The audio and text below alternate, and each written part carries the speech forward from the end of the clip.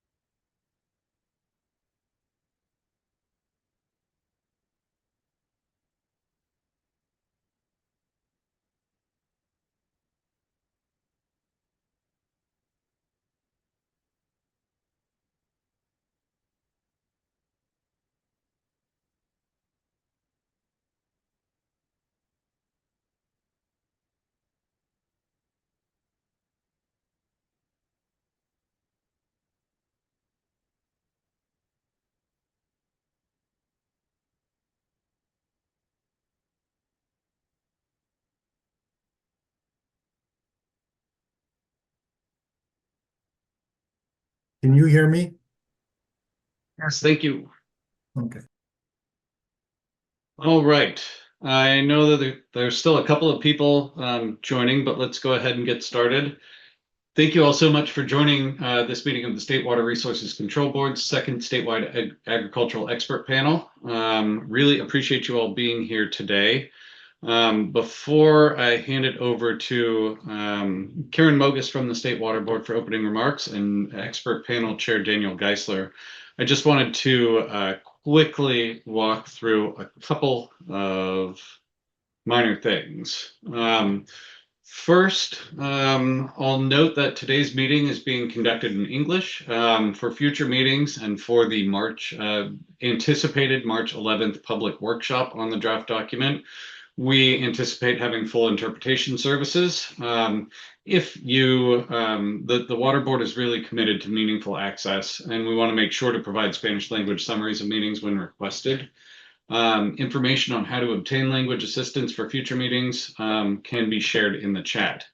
And then I'll just note for everybody, if you need technical assistance throughout today's meeting, you can email dwq-ilrp@waterboards.ca.gov. And I've dropped that email address into the chat as well. At this point, I'd like to go ahead and hand it over to Alma Lopez from the State Water Board to run through the same information in Spanish. Alma?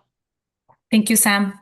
Muy buenas tardes tengan todos ustedes. Este mensaje es para comunicar que la reunión de hoy se llevará a cabo en inglés. Para futuras reuniones se pueden coordinar servicios de interpretación según sea necesario, basado al interés y la participación de la comunidad. La Junta Estatal del Agua sigue comprometida en proveer acceso y hará todo lo posible en proporcionar resúmenes de las reuniones en español cuando éstas se soliciten. En el chat se compartirá información sobre cómo obtener asistencia lingüística o resúmenes de las reuniones en español. La reunión y el taller del 11 de marzo se llevará a cabo con interpretación en español. Y la información, si tiene alguna duda o pregunta, se encontrará en el correo electrónico que está en el chat. Gracias. Back to you, Sam. Wonderful. Thank you so much. All right. Before we do a review of our agenda and do some introductions with the expert panel members joining us today, I want to hand it over first to Karen Mogus for some opening remarks and then Chair Geisler. Karen. Thanks, Sam, and good afternoon, panelists and the project team and all of the interested parties. We always have quite the crew joining us. Looks like we've got 54 people online, so our interest remains very high, so thank you. I am really looking forward to more discussion today. I have a little bit longer opening remarks though, so bear with me. The first thing I wanted to touch on is the issue of nurseries. And acknowledge that the panel asked for the state board to provide some perspective on nurseries. So wanted to be clear that we have data and evidence to suggest that nurseries do discharge pollutants to surface and groundwaters, and so are appropriately regulated under the Irrigated Lands Program. And as such, they're required to submit irrigation and nitrogen management plans. Now, staff very much look forward to recommendations from the panel regarding our regulatory approach to nurseries, but also recognize that it's a complex topic and that you may not have time or sufficient information to provide adequate recommendations on nurseries. So in the absence of specific recommendations from the panel, we at the water boards, and that includes the state and regional boards, will collaborate with interested parties to leverage available information, including what we've seen in presentations and the materials provided as part of the expert panel process to refine our regulatory approach for nurseries. So just wanted to provide that little response since the panel asked for it. Next, I wanted to go over the final panel report timeline. I'm sure there'll be a little bit more discussion of that later in our agenda today, as you all get very close to wrapping up your draft final recommendations report, and we are certainly eagerly anticipating the completion of it. Once the panel provides the draft report to the project team, we'll need to utilize about a couple of weeks to prepare it for public comment, and then we'll release it for public comment. Once we do that, we will also hold a staff workshop during the public comment period to present the draft report, answer questions on the report, and hear oral comments from interested parties. As Sam mentioned, we anticipate holding the public workshop on March 11th, but be sure to keep your eye out for the public notice to confirm that date. After the public comment period, the water boards team will compile all verbal and written comments for the panel to consider, just like we have as part of all of the meetings we've had so far. The panel will then have time to review the comments, and I think there will be needing some discussion around how the panel will do this, but we can work on those details as we go along, and then revise the report based on comments that they feel have merit and are worth revising the panel or the report for. Note, though, that we will not be preparing a formal response to comments like we do for rulemakings, for example. Then there will be a final plenary meeting of the panel, likely sometime in May, where the final recommendations and final report will be presented. And as I've mentioned in previous meetings, the final action is for Chair Geisler to present the panel's final recommendations to the State Water Board at a board meeting. And we're anticipating that to be in about the June timeframe. So with that all in mind, I want to remind everyone that the project team and the panel have established a robust public process for receiving input on the panel's draft products and eventually the report once it comes out for public comment. And I just want to make it clear that all the drafts that have been made available for these working sessions are works in progress and are part of the deliberation process. So commenting on earlier drafts can be counterproductive and take a lot of time from the panel's deliberations. And just realize that the panel has very limited time to finalize their recommendations. So we encourage all interested parties to continue to interact, listen in, understand the issues that the panel is wrestling with in each of these working session meetings, and wait until they have their final draft report to prepare comments and submit them for the panel's consideration. But of course, you're welcome to make comments at the end of each of our working sessions and the meetings that we have as we've made available each time. So with that, again, I look forward to a more robust discussion today and thank the panel for all of your hard work and looking forward to seeing your final recommendations. And that's all I had, Sam. Thanks, Karen. Much appreciated. Daniel, any opening remarks you'd like to provide? Good afternoon, everybody, and thanks for joining us today for the meeting. And thank you, Sam and the Water Board, for organizing today's meeting. Back to you. Okay, short and sweet. I like it. All right. So the primary purpose of today's meeting, like most of these work group sessions, has been to facilitate the panel's deliberations on their charge questions, and at this point, really focusing in on the actual draft report itself. So the bulk, after we do a quick round of introductions from your panelists, that'll be the focus of the entire discussion, is a continued discussion of the draft report itself. Unlike some of the previous sessions that we've had, we don't have specific presentations lined up for you. I know there are a couple of members of the public that have asked to pool their time in the public comment period and did request an opportunity to share some information at that point. We anticipate public comment will likely start around 5:40, and it's our goal to get you out of here by 6 p.m. Before we jump into the document, though, let's do a quick round of introductions. So I'll just read off the names of the panelists that I'm seeing on my end. If you could just say hello, that would be wonderful. Start at the top of my list with Richard Smith. Hi, everybody. This is Richard Smith, retired vegetable crop farm advisor, Monterey County. Thanks, Richard. Thomas Harder.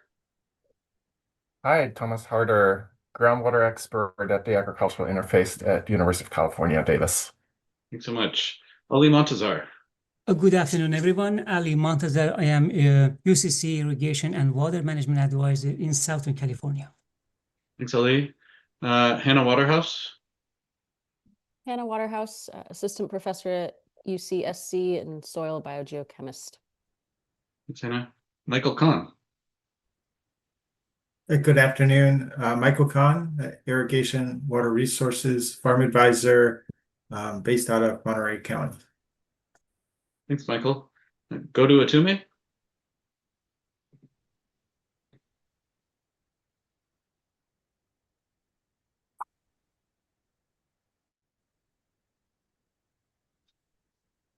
Oh, if you're speaking, we can't hear you. Can you hear me now? Yes, thank you. Yeah, that's great. I'm having connection issues. I apologize. That's My name okay. is Godo Atsume. I work with UCN. I'm Sigma Small Farms Technical Assistance Coordinator. I will be off camera because I'm having issues, and I joined on my phone. If you can let me comment from my phone. Of course. Thank you. And Ruth Dahlquist Willard. Hi, everyone. I'm Ruth Dahlquist Willard, and I'm the interim director of UC SWRCB, the UC Sustainable Agriculture Research and Education Program at UCANR. Wonderful. Did I miss any of our panelists?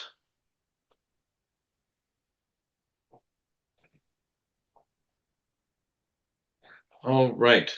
Well, thank you all so much. At this point, I'm going to stop sharing my screen and just note that we are now going to continue the discussion of the draft panel report and questions. Daniel, back over to you. I'm trying to share my screen. Can everybody see the report with Thomas' picture and on the right the comments by you all provided? Is that what you see on the screen? Yes. Yes. Okay, great. If it changes at one point, please let me know. Last time we had some problems at one point. It wasn't very good visible anymore, but let's hope it works. So let's just scroll through the report and address your comments. If at one point I move too fast or you want something to say, just please interrupt me, and then we go back to that section. First page, Thomas, thanks a lot for the well in an almond orchard.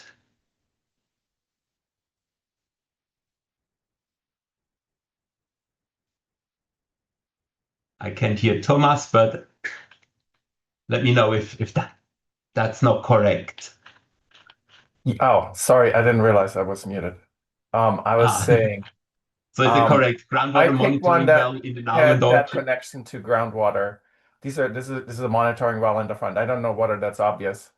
But that way we got this whole connection between agricultural production and groundwater in one picture. That's great. So I will add that comment or what it is on the second page, and also acknowledge you as the one who took the picture. Thank you very much.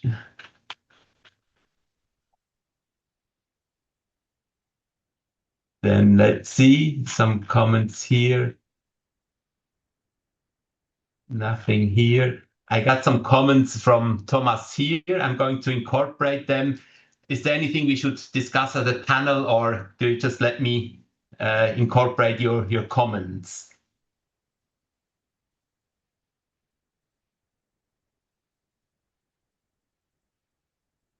If not, then we'll continue. What I Is mentioned that enough here, of guidance for you, Daniel, to incorporate that? I'll have a look at it, but yes, I hope so. You'll see it in the next version. If I don't do a Yeah. good job, then let me know. I'll trust you. You'll do a great job. And then here what I mentioned, A, deposition, gaseous loss. It's at the moment it's not mentioned anywhere in the report. So I think either we need to mention it, ideally in the modeling chapter. Otherwise, I think we don't need it here if we don't mention it at all. But I will go through the report, and I'm not going to delete it until I'm sure it's not mentioned anywhere. Mike, you raised your hand. You know what? Just a little easier to read if you, like we have a deposition, just make deposition and subscript, maybe? Yes, that's correct. You suggested that before. I haven't changed it yet, but yes, I will go through the entire document Oh, and okay. make that. Yeah. Yes, I agree. That would be easier to read. Thank you. Thomas? Yeah, I think the main point is to kind of go through the big fluxes you have in picture one. I would suggest both gaseous losses and deposition are important fluxes. They ought to be in figure one. If they're not in figure one, yeah, atmospheric deposition is there. Atmospheric deposition, gaseous losses is there.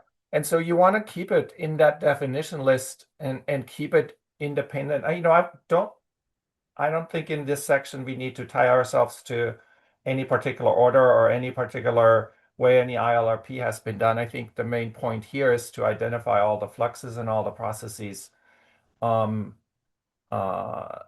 a reference against which then everything else sort of can be compared. Yes, I think the only question is, do we need an abbreviation for it, included as an abbreviation, or just have it here in the picture? But we'll see, yeah. But it's definitely included, so both of them are included and need to be here, definitely. Yeah. Thank you.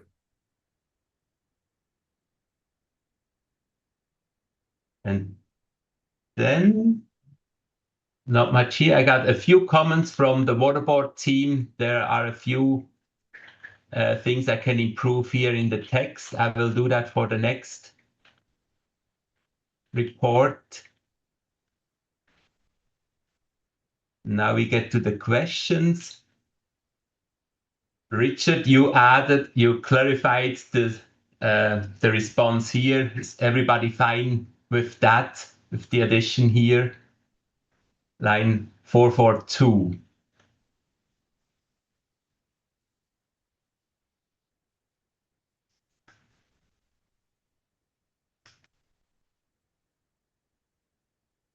Okay, and then yes, Thomas, I will definitely check groundwater everywhere, and it needs to be one word. That's a good catch. Thank you.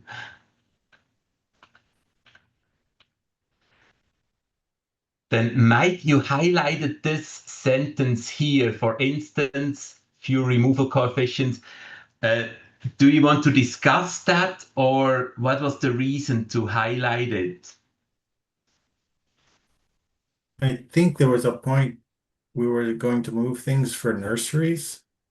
So that I was just calling that out. Mm-hmm.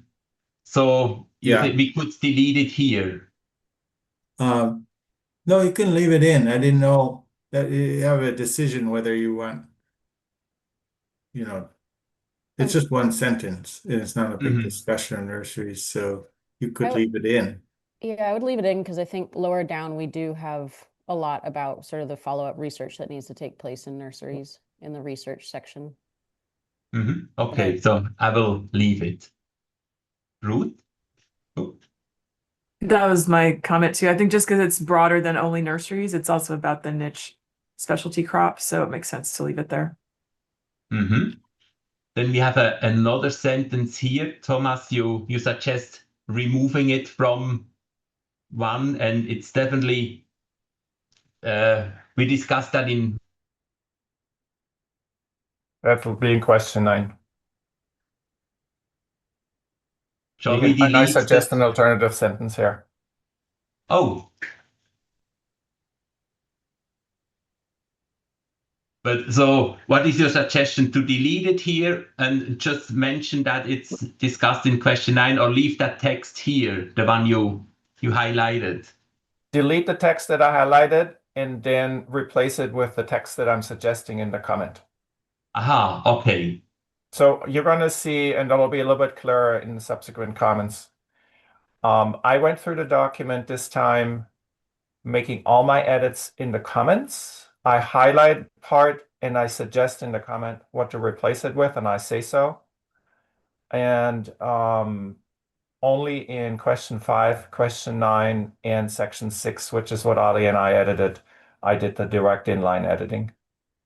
So just FYI, you'll see a lot of comments from me. Yes. Okay, so does everybody agree that we can remove that here and just refer to question 9 as suggested by Thomas? Mike?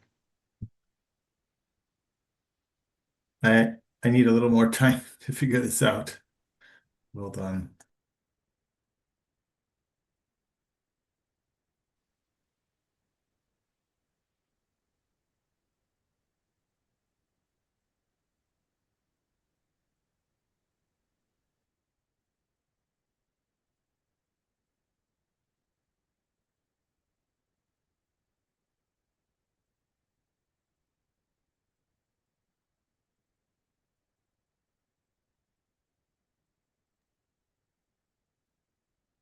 It seems like the first sentence is about,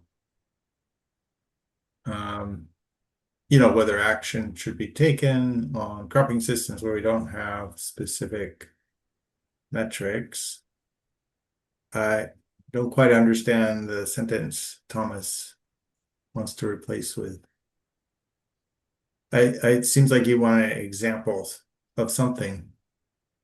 Like, that's why we put nurseries before, or, certain situations. Let me see, I can probably include some of it, but not all the details, and then refer to question 9 if that's okay.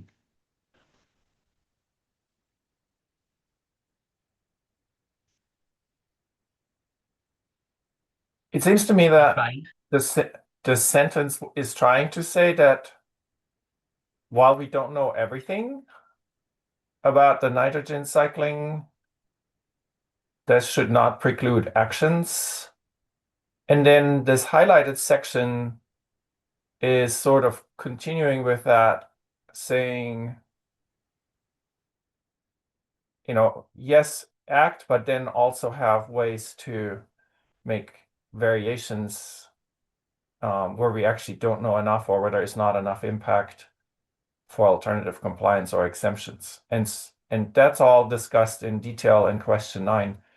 I would just, instead of going into any details here, I would just say, for exemptions and alternative compliance, see question 9.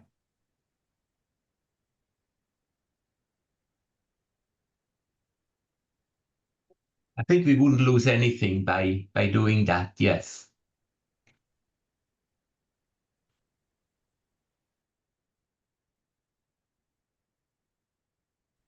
Does that make sense, Michael?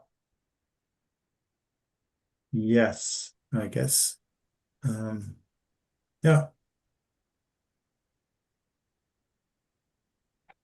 Okay. Then we get to point 6. Hannah had a comment about A over R. It shouldn't be here, but then you added this sentence here. I think I like it. Is that, do others agree with this addition too? Yeah, this is follow-up from the last time we talked about that, my comment about A over R. And I just really want to make it clear that A over R doesn't translate to loading to groundwater. It's, yeah. So I just took what Thomas and Ali wrote in question 5, I think, and stated it here again. Sounds good to me. Any comments on that?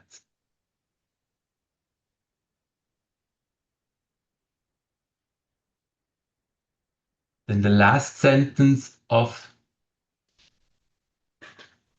this point here, Thomas, I think we should replace "it is recommended" and say that the panel recommends. It is recommended is kind of a weak statement, and I can incorporate your suggestion into that sentence if that's okay with others.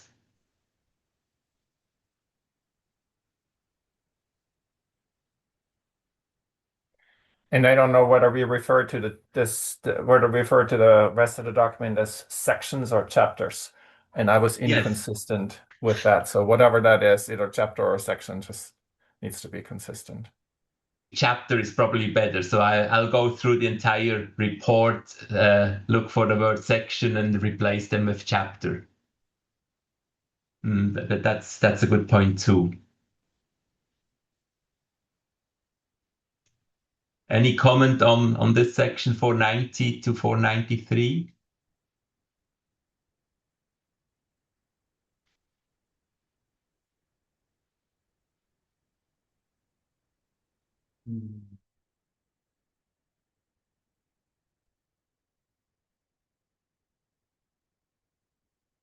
To the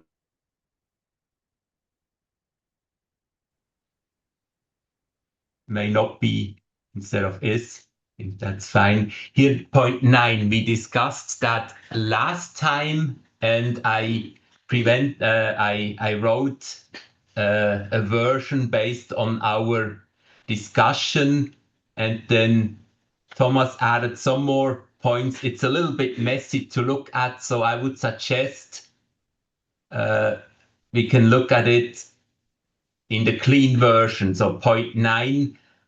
Yeah. What I highlight here are the additions Thomas made in. You all read this point 9 and let us know whether you agree what is written here or whether we need to change something.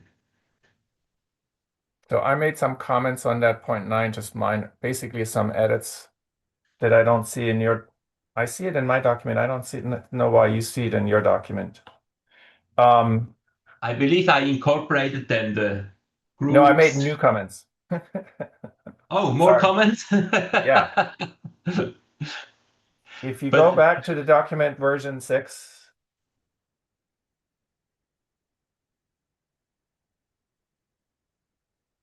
Yeah, so scroll down to the next So I incorporated that. Yeah, and you did a really good job. So I just had some minor points. If you go right below your comment, there is one of mine. Go further up. This, yeah. No. Yeah. On the further up. Yeah, this one exactly. So these are going to be all just minor points that minor editorial points. Mm-hmm. Oh yeah, I missed that one. So for instance, therefore. Mm-hmm. And then I just wanted to make sure the group piece gets properly defined. That's the next comment. Yes.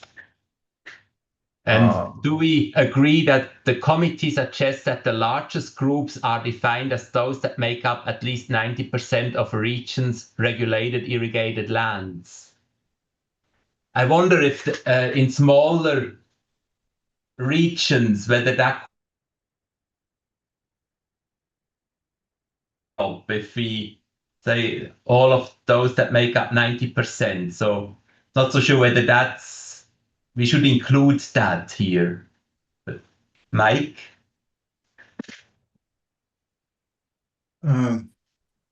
First of all, I wonder if this whole section needs to be moved to question 2, because I was looking at question 2 and everyone's suggesting delete this, delete that. And this is the only thing relevant, really, I think, in question 2 about doing, how do you do these interim thresholds or targets? So that was one thing. And then the other is, I guess, I couldn't be there for the last discussion, but just reading this, I find it confusing, this whole thing about groups, because I think of groups of people. I don't know if there's another term, but I just not really catching what you mean. Yeah, I was trying to help with that a little bit with my suggestions. So it says here a group is defined to be a crop or a cropping system, possibly with 2 or few soil-specific subgroups.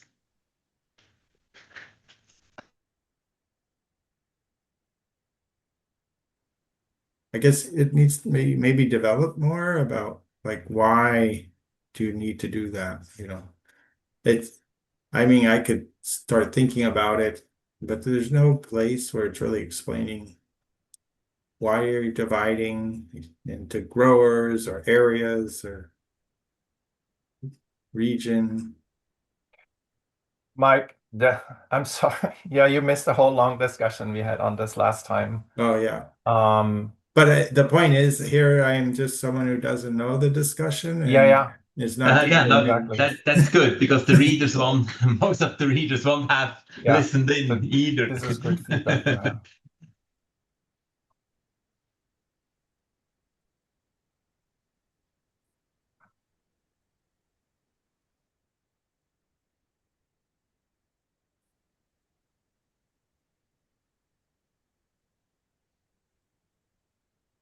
So Ruth, you also raised your hands. Is it a similar comment or a comment to this point here?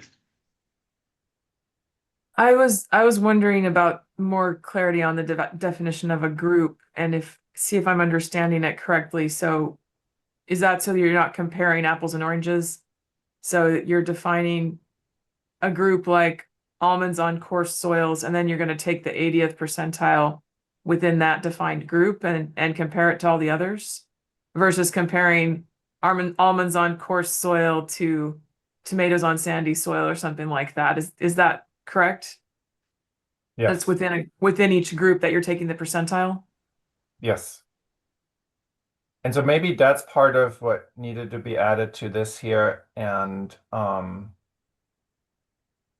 before we go into the details of how this is done, explain the fact that the best way to, if there's going to be specific limits, then the limits ought to not be across all crops the same, but it should take into account that different crops or different cropping system, and perhaps, some categorization, some very simple categorization of soil type, coarse and not coarse, or something like this, that it would be helpful to essentially be cognizant of that and make limits specific to each of those groups.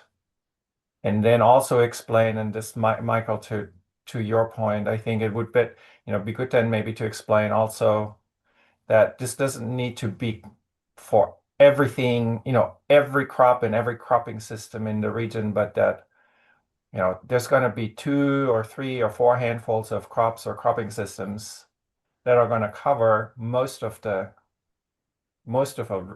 region, and those 10, 15 or 20 groups that cover about 90% of the land area. If these limits are spelled out in this way for those groups, then that will pretty much get us to where we think we need to be where we think we can apply limits. And I don't know what are there other considerations that we could put in there.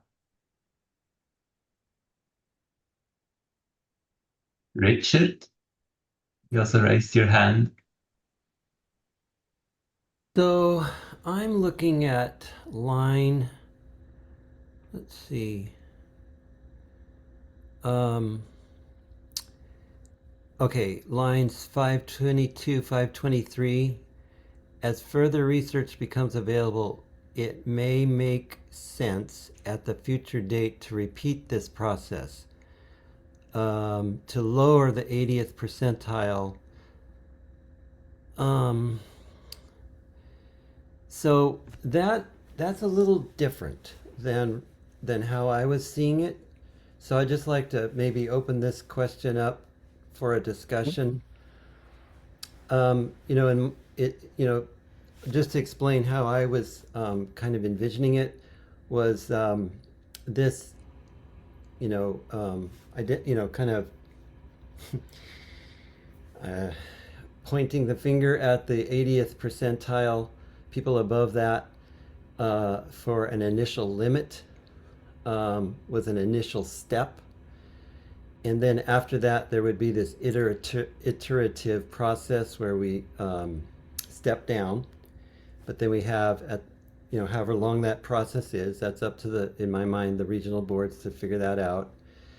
And at the end, to have an evaluation period to see how the industry did in complying, with that target.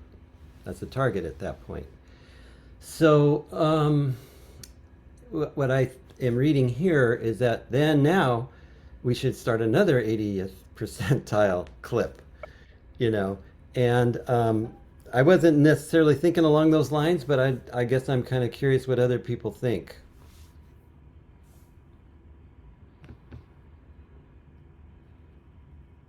I mean, to tell you the truth, I'm not sure. This is getting kind of beyond my ability, as a kind of a soil scientist, to come up with a well-crafted regulation, at this point. That's what I'm struggling with. I feel a little uncomfortable trying to get so far out ahead and trying to define what's going to happen. Did you see the last sentence?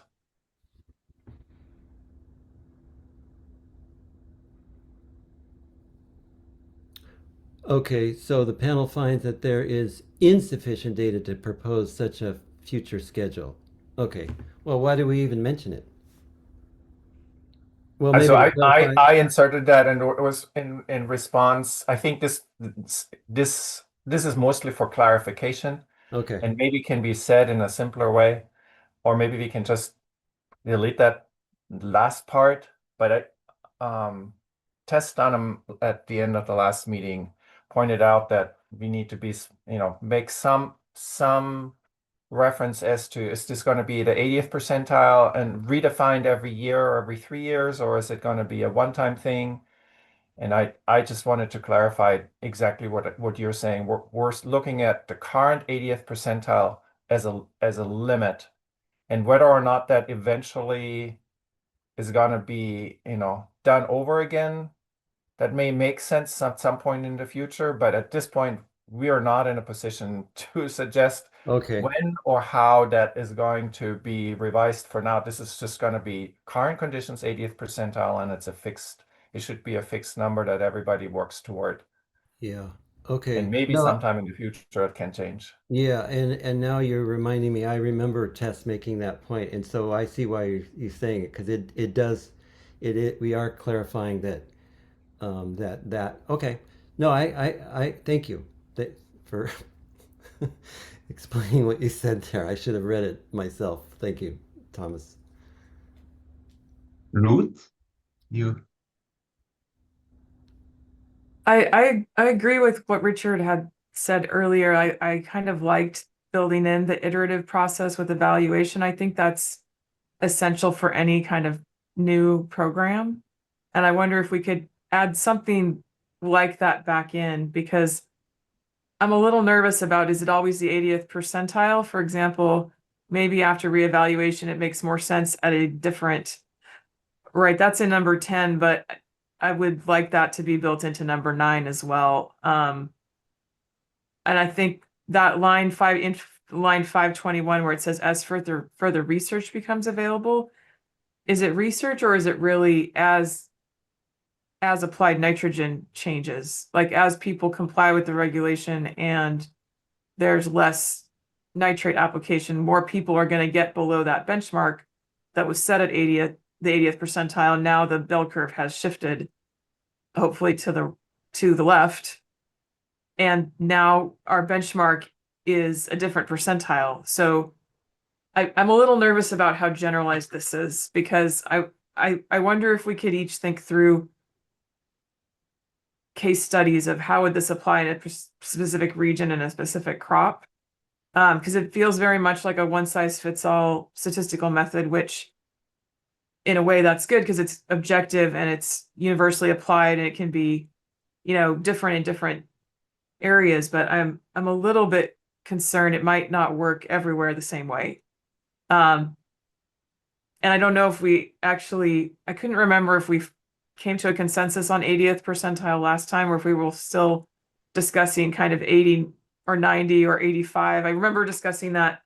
I was also on the road during part of that discussion, listening in. So maybe if someone could remind me, did we all agree on 80%, or do we need to discuss that anymore? I don't think we agreed on 80%. So yeah, so that's still up to discussion. Yeah. Okay, thank you. Hannah, what is your opinion? I can let others go if they have a direct comment to this, because mine was going back up to the 90% of a region's regulated irrigated lands. So I can wait. Okay, great. Thank you. Mike, do you have a direct comment about that point at the bottom?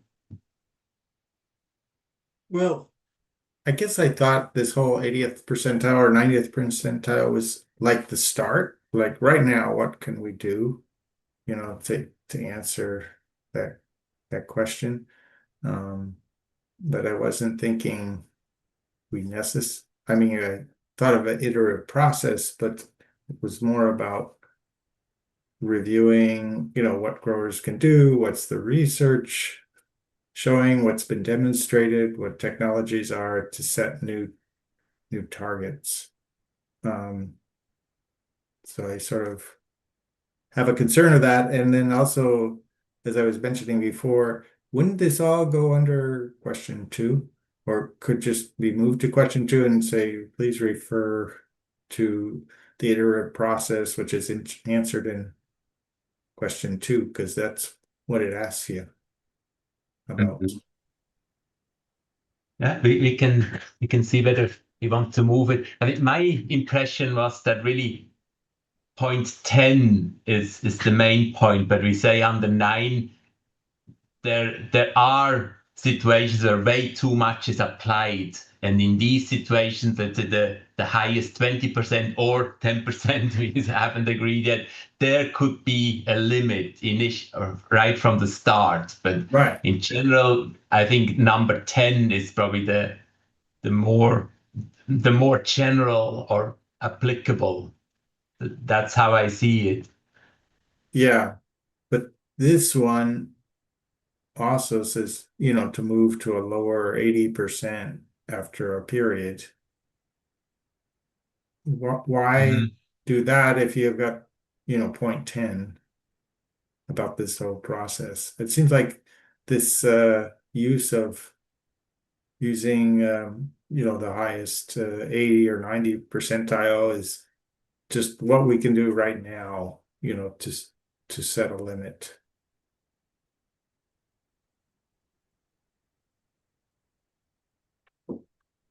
Ali? Well, a good discussion.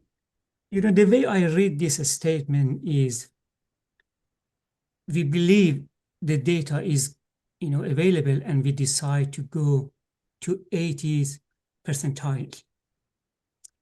First finding. The other is, and we say until there is no more research or further data or evaluation, don't go less than 80%, right? This is the way I read it. So do we believe to this? Because when you read this, this is what I read, I understand. And the question is, what research we are talking about? We are talking about, university research or just, analysis of the data available by the, State Water Control Board, or a new panel says that, or no? Because this says until there is no research, stop at 80. So this is what we recommend. So it will always be 80. So basically, we would look at all the data from a specific crop, for example, processing tomatoes, determine which are the 20%, the highest 20%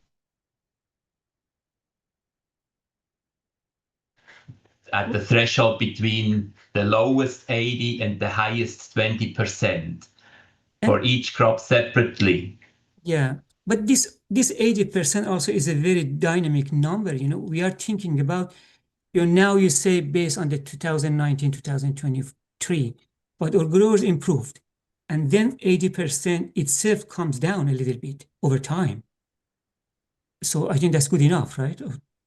So yeah, I mean, that's really the question as further research or probably further data becomes available, should it be recalculated in a few years? I think that's the whole, as I see it, that's the whole point of these three, of the last two sentences.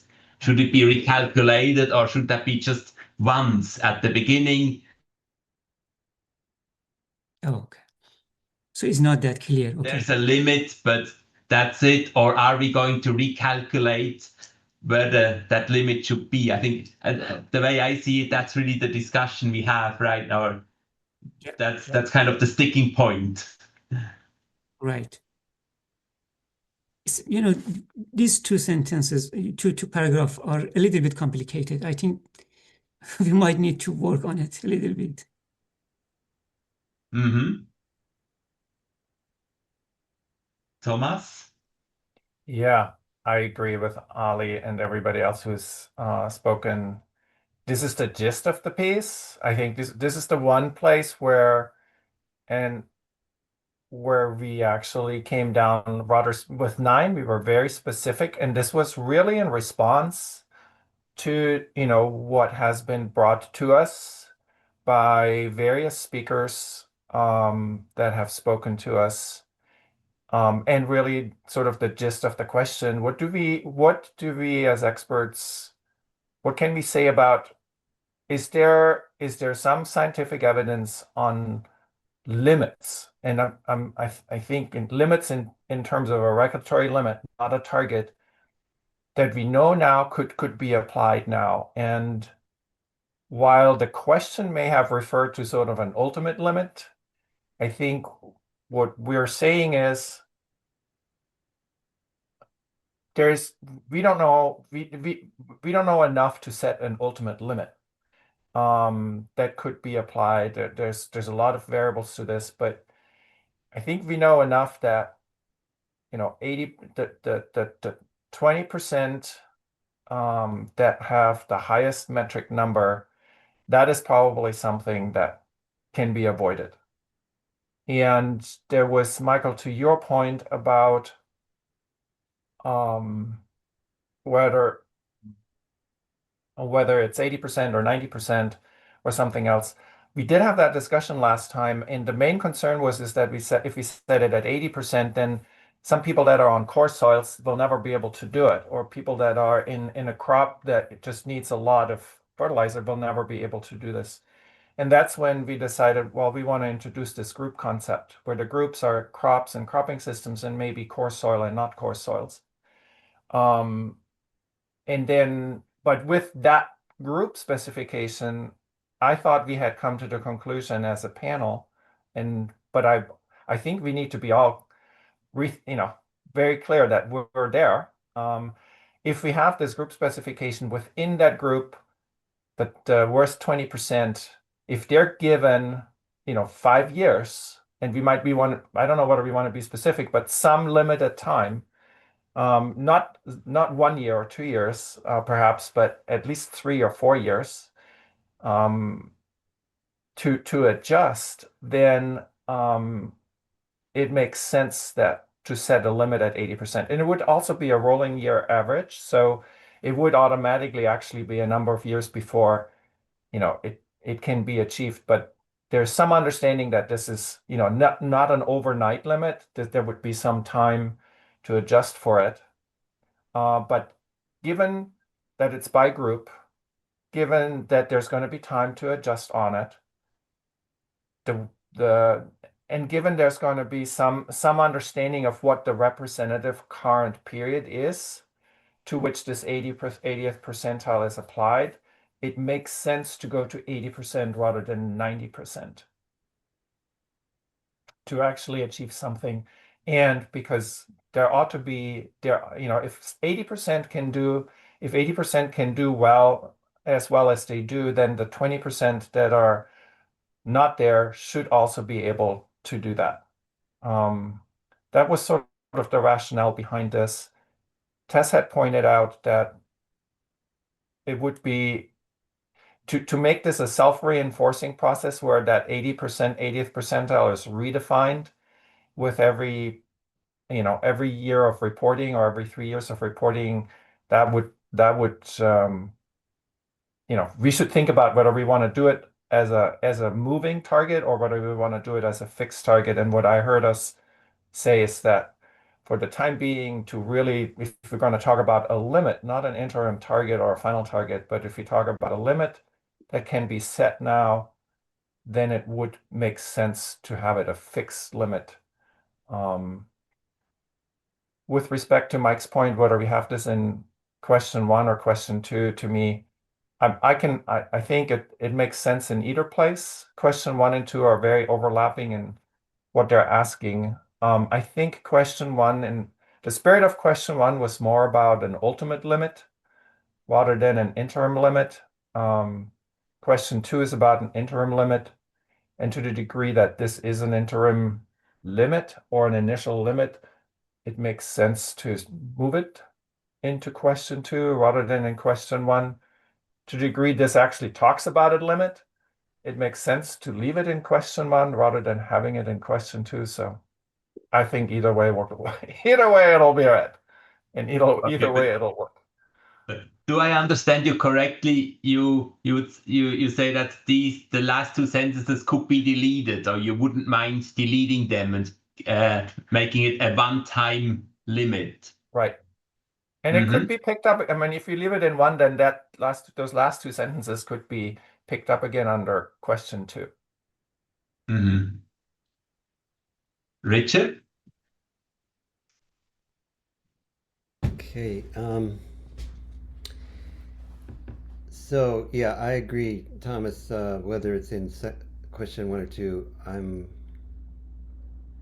not sure. As long as it's somewhere. But Mike makes a good point. I think looking at the precise wording of question 2, maybe this does belong there. I guess the way, maybe I'm repeating myself, but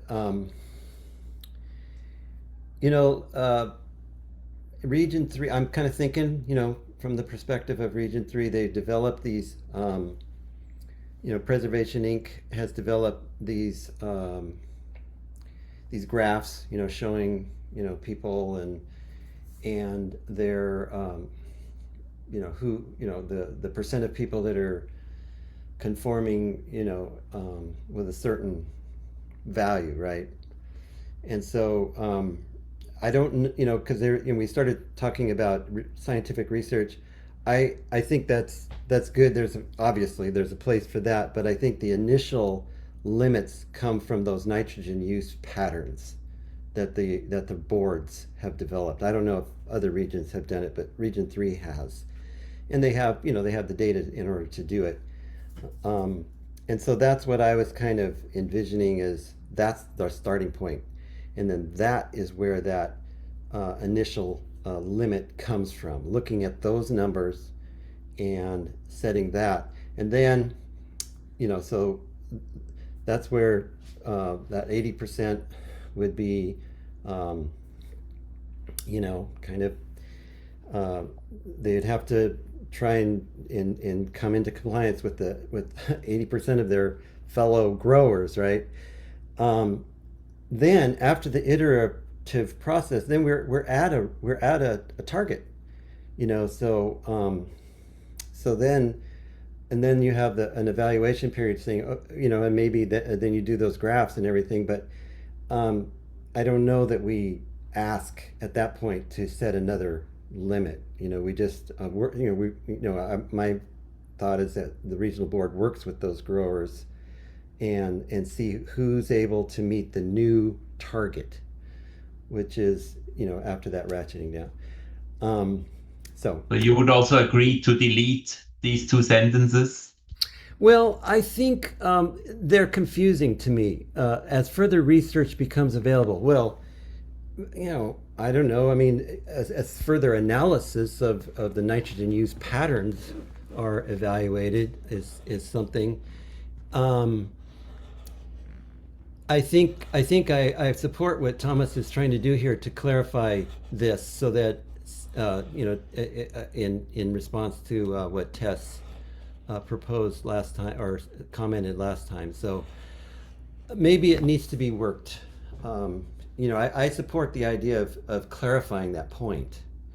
I don't know that I agree with how this is worded. I'd have to think about that. Mm-hmm.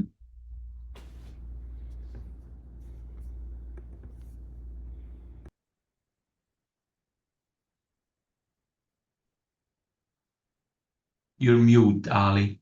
Oh, sure.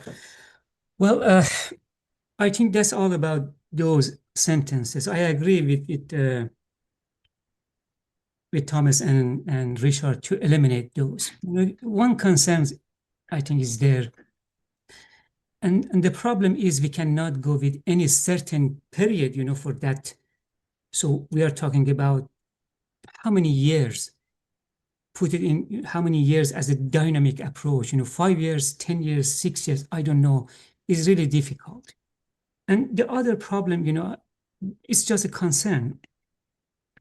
So we expect with this our growers do a better job. And, the limit for that 80% percentile will be reduced over time. So if you put it in a dynamic way, and I'm a grower, I see, I'm helping the regulatory to bring down the limit every year or every 3 years. So I think, I don't know, maybe growers, they resist even for improvement sometimes, I don't know. But if you put it in dynamic, you say, 3 years later, we go with another 80%, which we expect is lower than today, because we expect our growers to do some improvement over time. The limit goes down and down and down. So we might see some resistance from growers over time for improvement, I think, if you put it in dynamic, at least at this moment, because we are not clear how it impacts, the water quality. I think it's better to eliminate it at this point. It makes a little bit difficult things, I think. Thank you. Ruth? So I'm trying to think of specific crops and systems and how this would be applied, because I think it's very important not to make it one size fits all, and then have it apply inappropriately in certain cases. So let's take the example of wine grapes in the north central coast, where there's already fairly low nitrogen applications because of wanting to have higher grape quality for wine grapes. And it's pretty standardized across the industry. So if we applied this, we define our group, wine grapes on the north central coast. Maybe there's similar soils. I'm sure there's some variation. And then there's a curve of like a distribution of nitrogen applied or A-R. It's not going to be a bell curve with a nice 80th percentile tail, right? It's going to be like a peak because everyone's already applying low nitrogen based on their industry practices. That's the kind of case where I think the 80th percentile doesn't make sense because you already have everybody within an operational benchmark that's probably not affecting water quality. I wonder if we can qualify this section somehow to say like this applies in areas where water quality is being affected by nitrate contamination and some link to the agronomic. Like I know we don't have enough data to feel comfortable about defining agronomic limits, but if the percentile is totally uncoupled from the agronomic reality, I feel like there's cases where it could not make sense. And then the other thing, just to point out that where it says wherever limits are set, they need to be accompanied by technical assistance. I really agree with that section. And I just wanted to note that does require funding. So how are we understanding that if there's no technical assistance, that there's then no limits set? Like that's really tightly connected, or is it just sort of a general recommendation as a best practice? So those are two kind of different questions.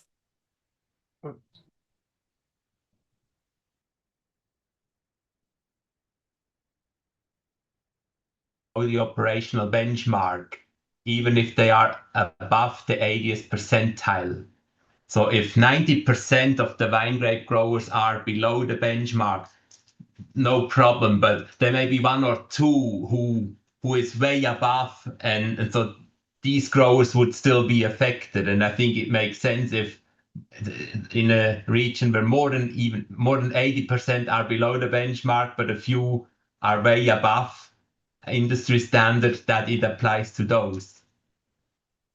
Right, but would those make up 20% of the distribution of fertilizer applications? That's what I'm wondering, if 80% as a standard across California makes me a little nervous, just because we have over 400 different specialty crops and such a range of soils and climates and industry practices. So I would like a little more flexibility there to tie it more to the agronomic reality. I think because in that example you mentioned, you're still going to have growers falling into that 80th percentile who are not over applying. So I guess if they're, so that's why it will not affect those. but above the 80th percentile, don't you think some people would be affected if it's implemented this way? Even if they are above the 80th percentile. So I don't know, we probably have to reword the sentence, but that's what I tried to say here. Right. So if they're below, even if you're above the 80th, don't worry about it, you're fine. And how are we defining the operational benchmark? That's what protects water quality, right? Yes. It's defined in the report. Right.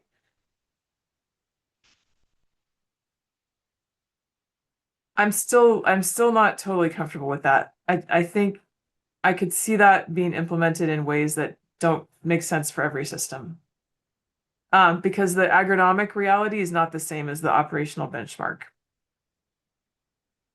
That's where we don't know, right? We don't have enough data to say that in every place the agronomic possibility of getting to the operational benchmark is equally feasible. No, but what we are talking about here, we look at an area one crop, and if 80% of growers can do a better job, then it's reasonable to assume that the highest 20% can do a better job. And it can even be defined or by soil. We can group them into those with sandy soil and clay-rich soil. And if this, As long as the reason they're in that percentile is because they could be doing a better job and they're not. Because haven't we talked about some other reasons why that could be the case? For example, losing a crop and having to reapply, or other things that might cause them to be there, even though they, they might not have the ability to reduce their nitrogen applications. I just want to make sure we're capturing that, because I think we're making a large assumption about the ability of that group to get into the lower percentile. Although in principle, I agree that that 20th percentile in many cases should be able to do much better if 80% of their peers are doing, better. I just want to make sure that those other things we talked about are being included. so basically, unless they are above the threshold for reasons they cannot control. Right, That which capture we, it. I guess then it's up to somebody to determine if it was within their control or not, right? But that might be difficult. I just wonder, I think this could be, I don't have a disagreement with the general idea. I just think the way it's written, I'm a little worried about it being applied to systems that it might not be the best fit for. And I wonder if there's other language we could add. I know I'm kind of repeating myself, but just to make it a little more flexible for being applied in different regions differently. So I think we definitely have to come back to this point for next time. Can you think of some situations where you think it would really be a problem for growers for our next meeting, and then we can discuss? Sure. To think about situations where a grower could really, or where it could cause a problem. But let's come back to that next time. I think Sure. we can't get the final version today, but we can improve it and then discuss again next time. Yeah, sounds great. Thank you. Hannah? Thanks. I have 4 comments. One, Daniel, sometimes your mic is cutting out, just FYI, at least for me. I don't know if, I know Probably Davis have has to been move a bit having. closer to the screen. Thanks. Yeah, okay. My second, this is a question actually. With what is being reported already, and this is kind of going off something Thomas Harder said, that, perhaps there's a reason like the 20% of growers, maybe they're on really sandy soils, and so they can't get below the 80th percentile.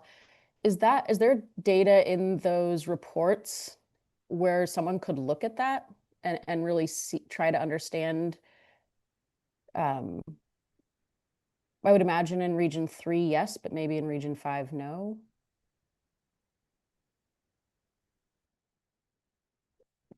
Basically, Reported at the moment.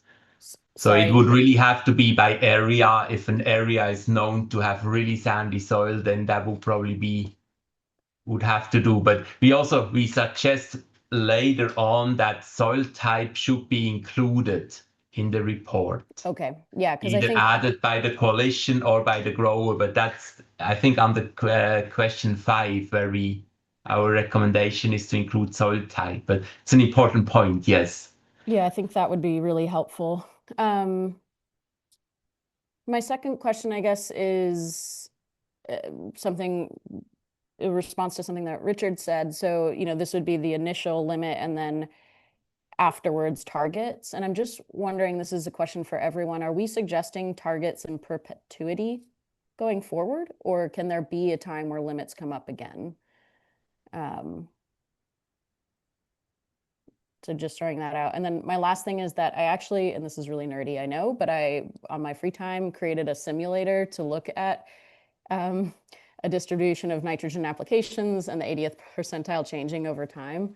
I'm happy to show that if people want to kind of see what that looks like. Please don't feel like you have to apologize. Go for it, Hannah. We're all a little nerdy here, so Yeah. So so the caveat here. Let's see if I can. Oops.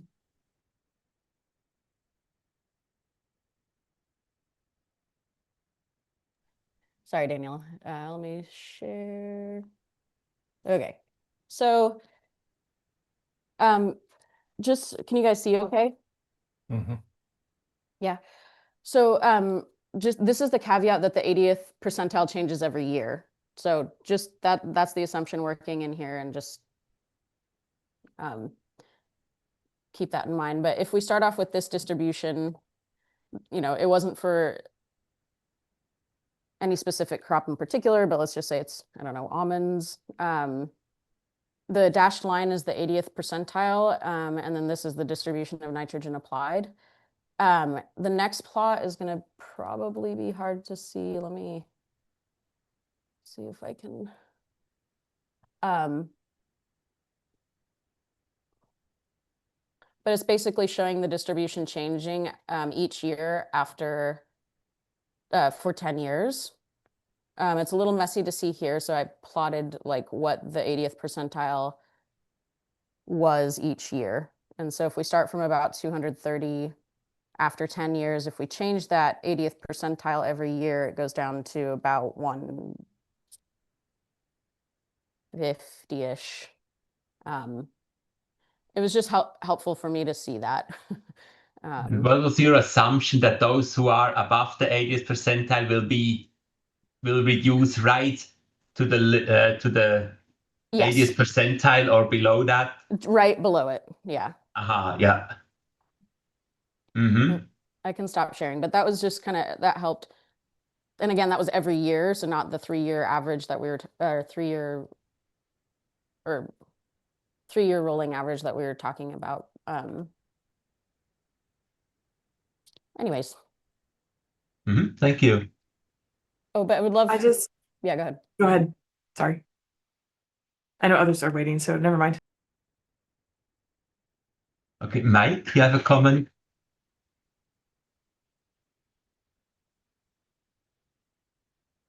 Well, it just seems like, 9 is more, I mean, if we decide it's a limit and that's it, it doesn't change, then really 10 is more about interim limits. And so we're already discussing there how to change the targets, over time.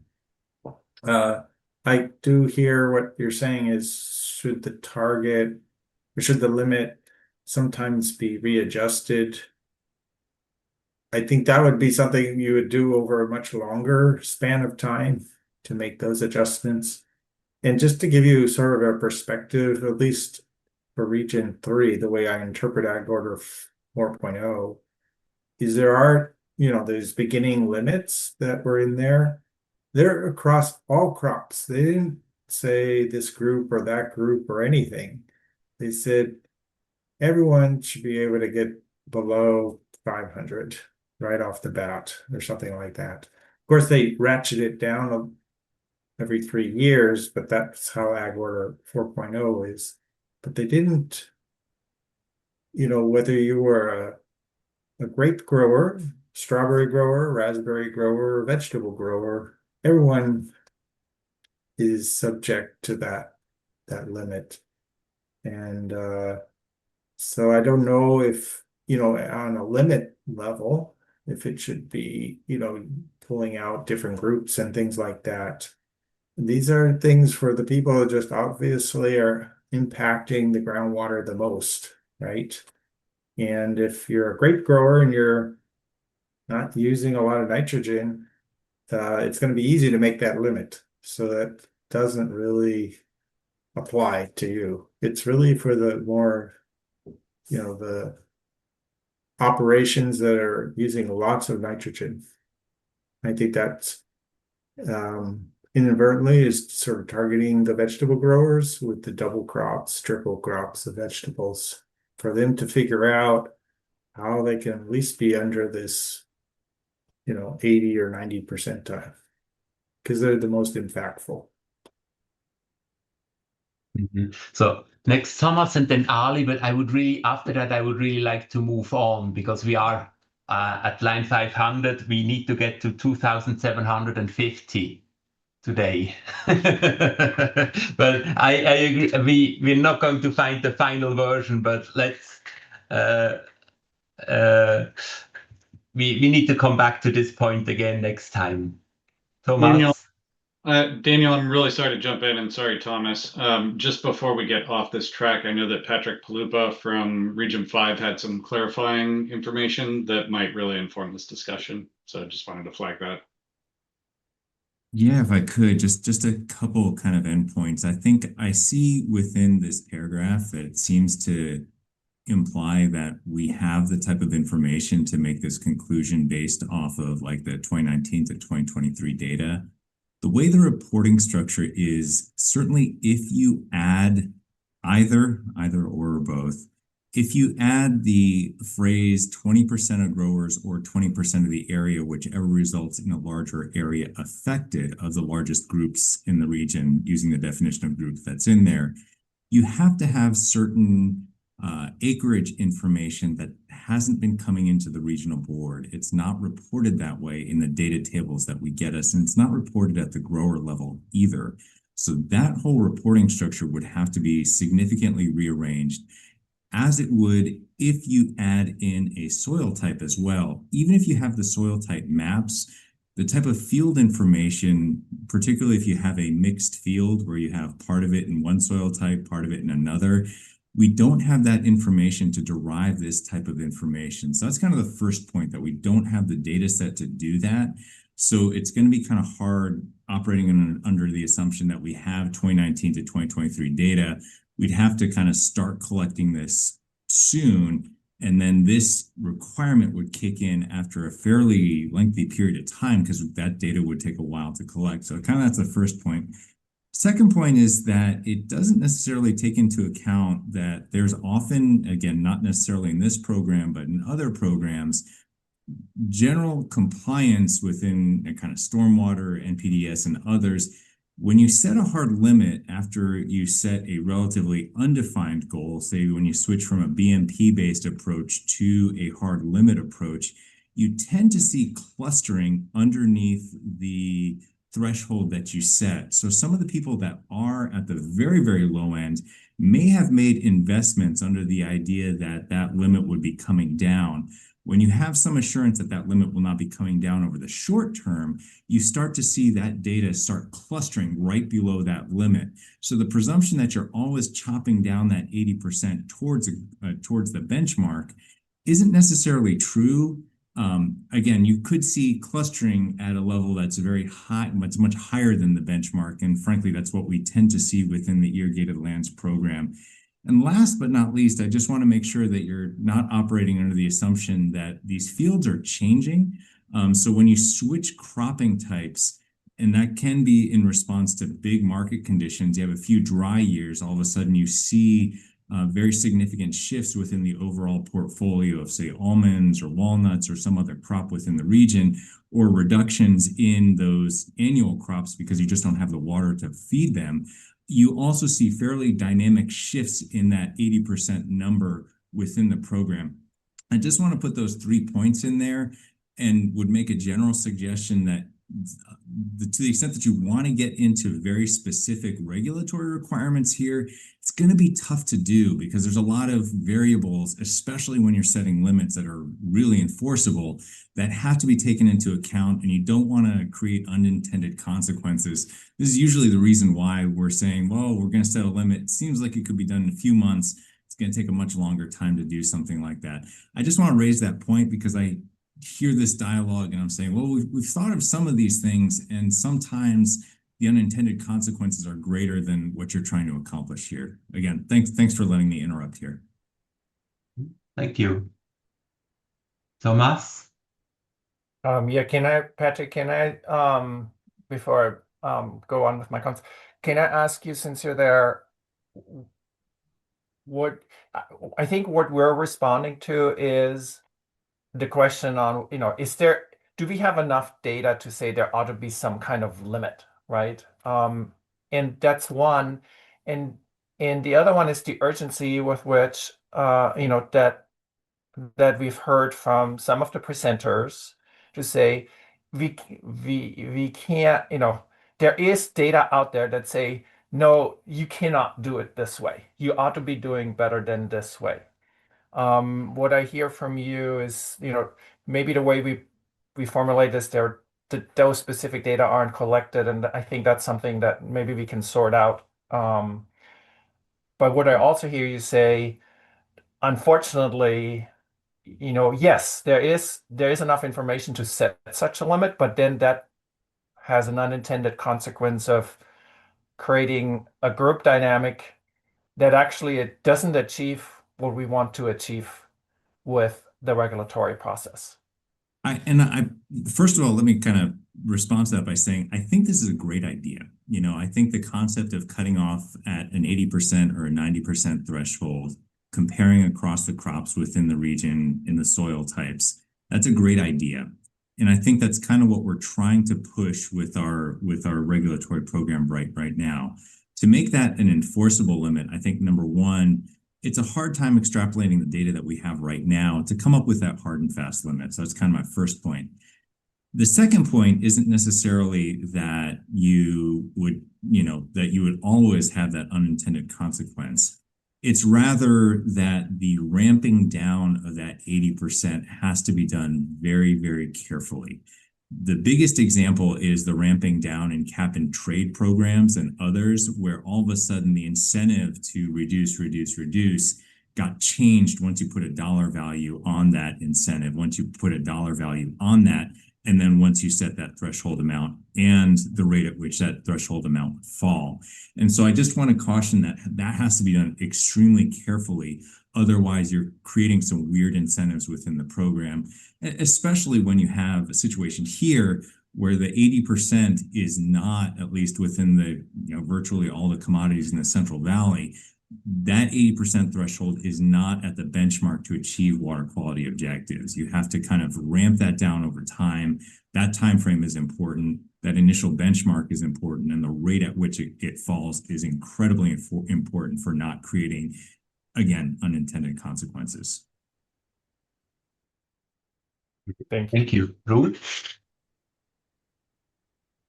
Thank you, Patrick. And I am grateful for the mention of unintended consequences. I think that's kind of what I was trying to get at. And just having worked with multiple regulatory programs over several years, I'm aware of how easy it is to define something up front and work through it so it makes as much sense as possible, and then it still causes unintended consequences. And at some point, you have to go with what you're able to do. But I think that many of us are aware avoiding unintended consequences is really important in this process.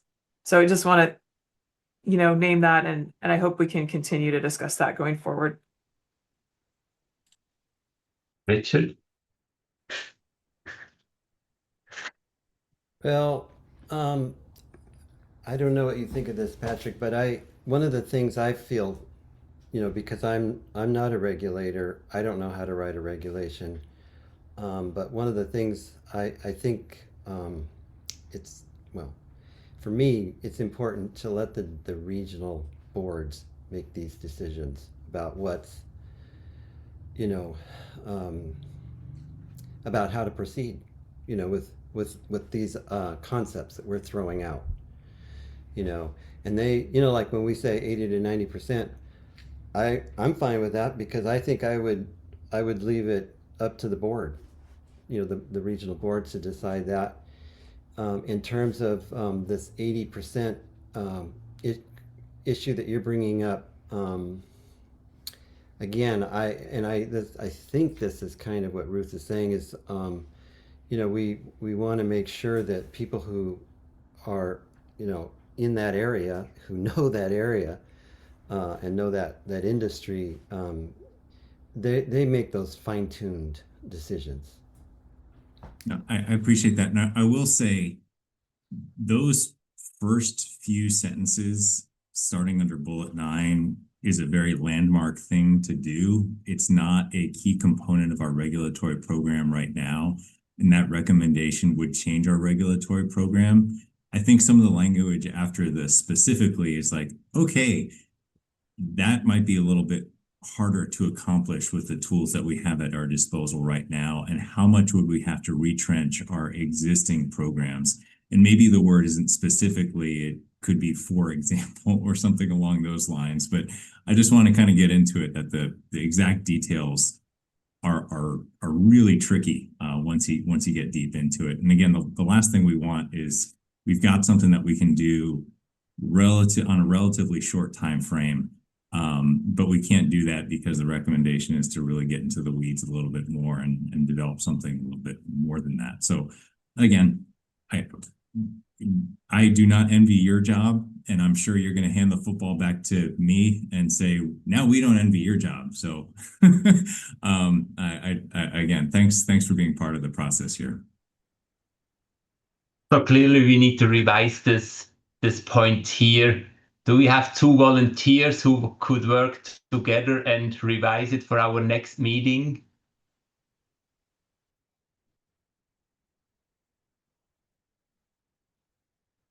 I can help with that. Oh, okay.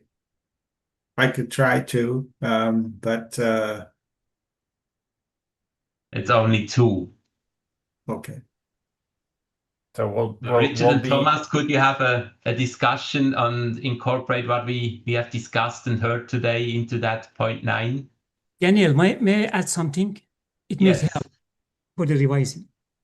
To my best understanding, I think if we chose the benchmark at 90%, we can generalize that 90% confidently. But if we want to come down a little bit less than 90%, I think we need to be very carefully, use our words. I think we need to involve region, cropping system, soil type, even categorize the crops. Maybe we can categorize all the crops in 2-3 categories, and then discuss, if these crops, based on our understanding, they can go with close to 90, and the other goes to 80 or something, and then put everything on the shoulder of the region to decide they want to stand with the 90 or go down based on all those considerations. I think we can go that way. Okay, so let's see what Richard and Thomas can come up with for next time. Ruth? Was it Richard and me or Michael and me, Daniel? I thought Richard. Well, I often get confused with Richard. Or did you volunteer, Richard? No, well, I did, but you go ahead, Mike. You go. No, you can do it. Because you know what? I've given my input on this thing. Hannah and I wrote it. You guys take a crack at it. Okay, Michael and Thomas? Okay. I may not be available next time, but I can work with Thomas. Okay, great. Ruth? I know we're finishing out this topic, but I just wanted to mention, because we had Patrick on the line, it may be interesting to look at what the difference is between what we're proposing here and the current process of identifying outliers and working with outliers. And I don't know if we could hear anything about that now, or maybe at a later time. I know we're running out of time, but I think we actually describe it under question 5, how outliers are defined right now. Right. I mean, I think more the experience of the effectiveness of working with outliers, that which is part of the current regulatory process, because this is a very different approach to the current method, and so I think it's worth thinking about. Is it more effective to identify outliers in the current method, or set these general limits? So that may be too broad, but Yeah, go ahead, Patrick. In kind of 2 seconds, and then Eric's probably got more experience with that. I think the biggest benefit to the outliers is it's a hard nudge to somebody who has screwed up or who is doing something perhaps out of ignorance when, the same results could be achieved through, different practices. And that is kind of an after the fact, like, hey, man, we saw something happened here. Let's try and correct this. With the caveat that some of the weaknesses identified earlier in this whole discussion about how if you're switching fields around, it limits the applicability of outliers. That is part of the process, and that is a weakness there. But the after the fact is almost a little easier to deal with and would improve practices going forward than somebody who doesn't really necessarily know what that limit's going to be as it's falling. So it's like you could face enforcement based off of an 80% lowering target that would come down on you next year. I don't know, Eric, if you have like 30 seconds more to add, because I think we're in we're in a time crunch, but.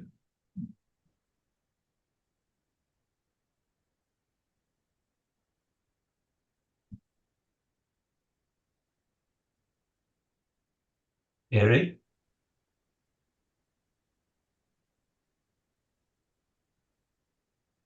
You're mute. Can you hear me now? Sorry, I was locked out. Yes. Yeah, I won't take up much time. We have had, kind of mixed experiences with the outlier process. We use the interquartile range method, the IQR method currently. It works. Honestly, it captures those extreme cases.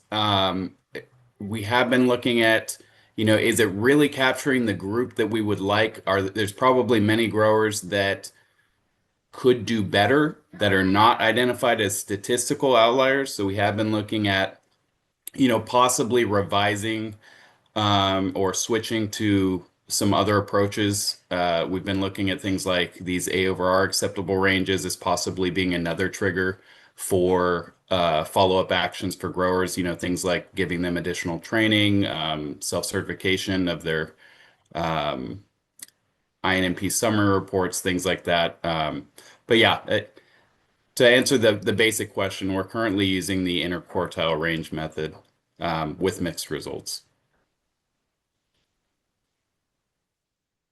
Thank you. This point next time, and let's try to make a little bit of progress today.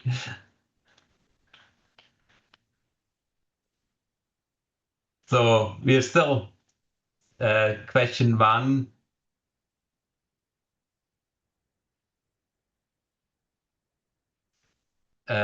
Richard. So my suggestion would be, so it is written after the trial period, the process can be evaluated to determine why or why not growers are able to meet the target. The evaluation process should consider environmental, and here I would suggest, for example, soil type, and then all the other factors, and data available for achieving the target. We could add the sentence, the evaluation will provide valuable information on focus areas for technical assistance. Would that help with your concern, Rick? That's excellent, Daniel. Mm-hmm. Do you want me to write that down, or are you going to remember it? I will do it. Yes, I already have it here. So, Ruth? Okay. I just want to mention again that I really like the inclusion of all the language about technical assistance, and just that, it's not really within our purview to figure out how that should be funded, but that there's currently no funding mechanism for that. So if we can be specific at the end that that's a need, and maybe especially when it's associated with the higher regulatory burden. Mm-hmm. Mike? So this question's about limits, right? So this part 10. Interim targets. Oh, that's number 10. 10 is about targets, right? Yes. But the question one, we're still on 1A, right? Yes. Yeah, that was setting limits. Wouldn't this be something you can move to question 2? We can check that. Yeah. So 9. Is this enough data, scientific research to set crop specific nitrogen array limits? Yeah. So, I mean, this is fine, but then you would be repeating it in 2. Because that's about setting interim limits or targets. Yes. Yeah. Okay, we can move both to question 2. Godu? I have a quick comment in response to Ruth's the technical assistance. So Hannah and I covered technical assistance in chapter 5.2. We provide different types of technical assistance from the document. So maybe when we get to that section, we can decide on who funds technical assistance. But we have language on technical assistance in chapter 5. Thanks, Godu. That sounds great. Thank you.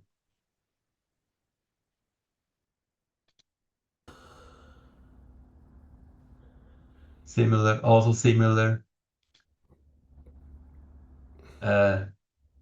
Is there a catch-all term, Thomas, for soil plant, water radar zone, and hydrogeological models? I haven't come up with one. If you can come up with one, let me know. Yeah. Short of somehow coming up with an abbreviation for the whole thing. But I think the point is that hydrogeological is, to me, that's just the groundwater part. The soil plant water is often just the root zone part, and then there's there's an important part between the root zone and the groundwater, which is the veda zone, which is why I put them all together. Yeah. I can make that change, but if you can come up with something shorter, that would be appreciated. Then here I highlighted these 2.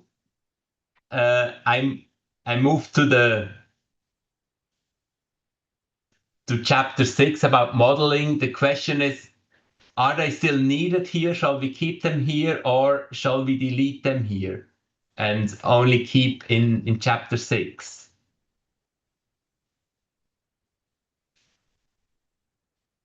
I think as a short summary, it's perfect here. So we keep it. Okay. I think Hannah was gonna say something. I'm sorry, Hannah, I cut you in. I cut into your. I agree, Thomas. That's what I was gonna say. I was gonna say the same thing. Okay, keep. Mike, you agree? Keep it here? Yes, but I wanted to change how 15 was worded.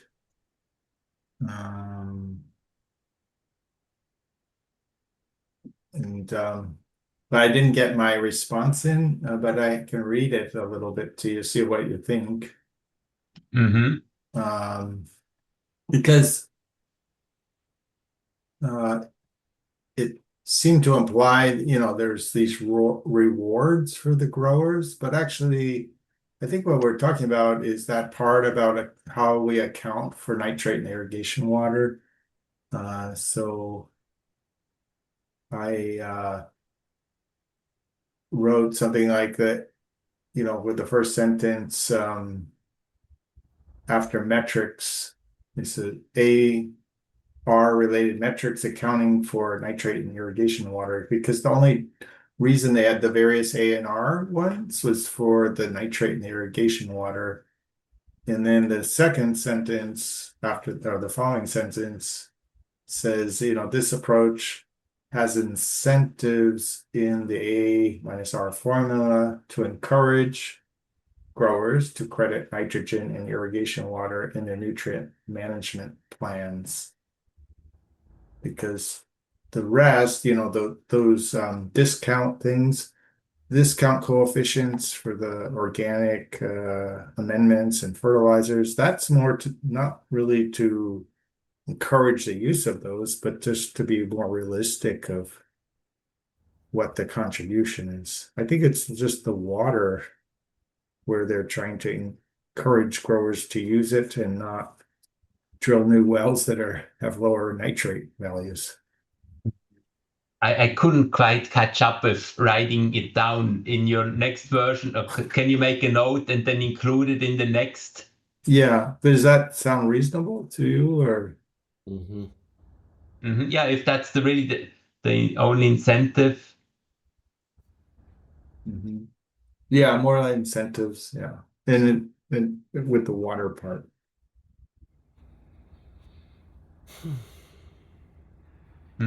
Okay.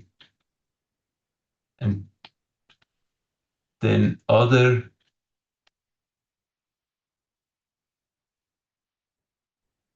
Leave it here. We can leave it here.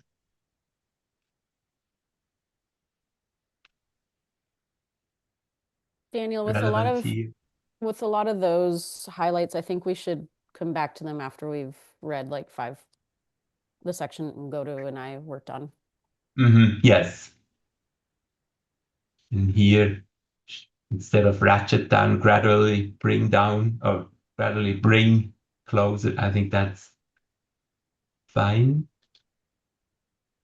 So, Richard, you suggest deleting these 3 points here? Yes. Completely? Yeah, they're, well, yes, because they're duplicative. I thought they were. Anybody opposed to that? No.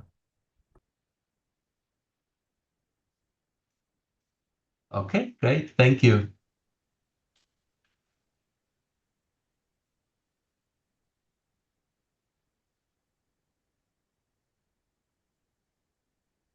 That's again about deleting or not.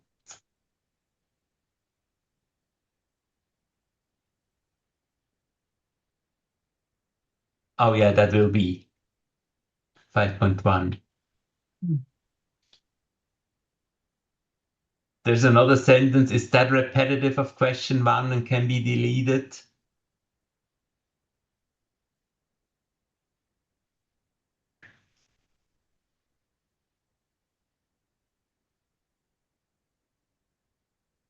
Remember now.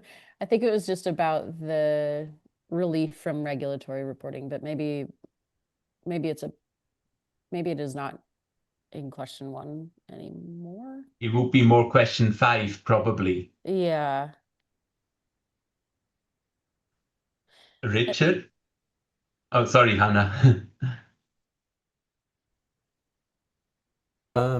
So I think we talked about having section 9 and 10 from 1A come down. So those two should start off this discussion in this section, in this question. That's the only comment I was going to make. So 8 and 9 would. Yes, at the beginning of this. Will be added. Yeah. Yes. Okay, yeah, then when we do that, we'll also see better whether this sentence is still needed or not. Good to me.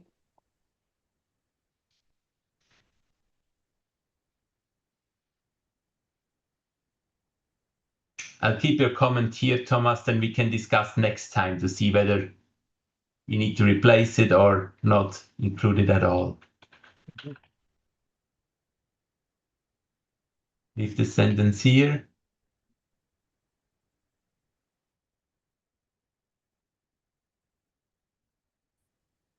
Thomas? Yeah. That I added that just to point out that there is already an adaptive process in place in Region 5. To sort of Is that, incorporate I was just research and new wondering, is that findings and- more something that should be included in chapter 6 about the SWOT model? Yeah, we can certainly, I mean, there it should definitely be included. It was more here to just sort of highlight this flexibility aspect that we wanted to touch on with this particular comment. Yeah. Okay, I'll try to incorporate it here.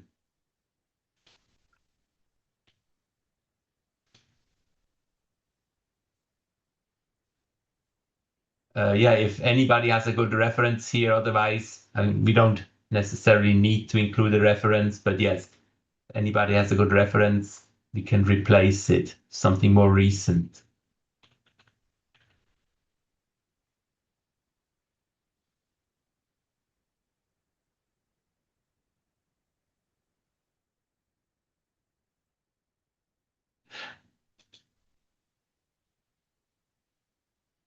I was wondering here, I think we can just revert it a bit, but we had the impression your point is already mentioned by including the later release into the soil N pool. Thomas, my impression was that it's the same thing about, but also their availability to the next cropping cycle. And you're saying? We write including the later release into the. Okay, yeah, okay, yeah. That's It's clearer. Yeah. Mm-hmm.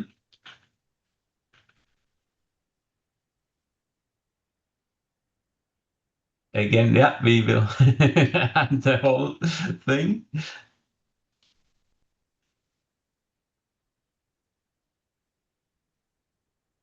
And I can have a stab at it and see incorporate your comment into this. Yeah. This question here.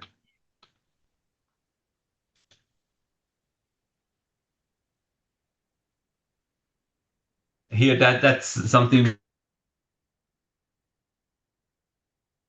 the expert panel sees value in complementing the AR metric with models.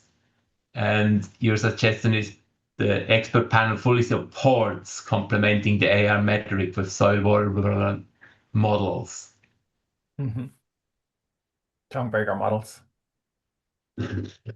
Is that fine with everybody when we say supports complementing A-R with models?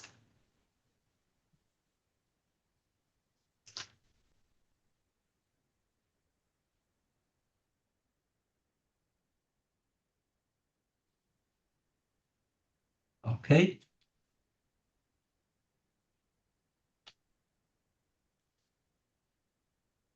Just models such as CVSWAT. Mm-hmm.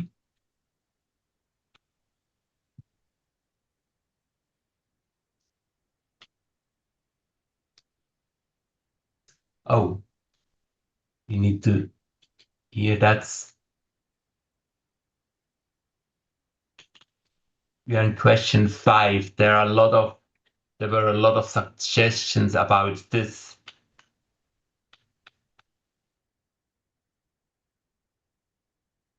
So I can show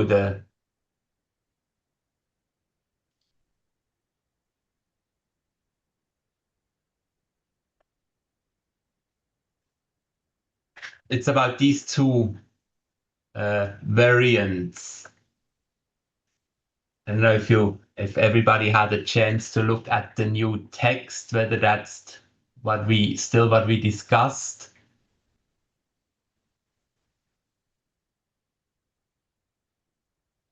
So this is, you're looking at a different document. No, that's right. No, yeah. Oh. All right. I'm sorry. So I had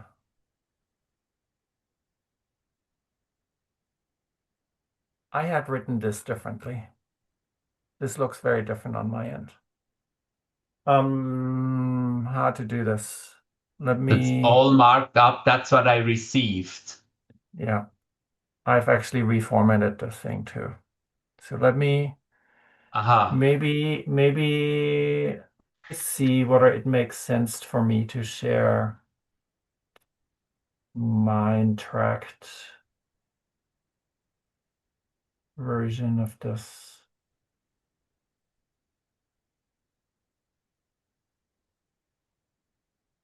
Do you have it? Yeah, I do.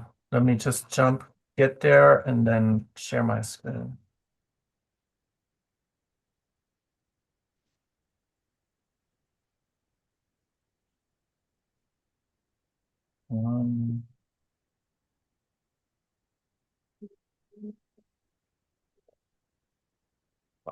Okay, let me share my screen.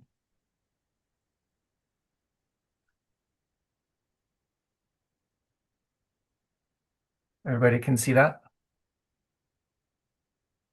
I can see it, yes. Yeah. So I've gotten rid of the bullets, and then I can. Does it make more sense to show it to you this way, or do you want to see? Do you want to see it with the all markup? You could share it with all markup. That'd be helpful. Yeah. Just members of the Yeah, public. let's do that.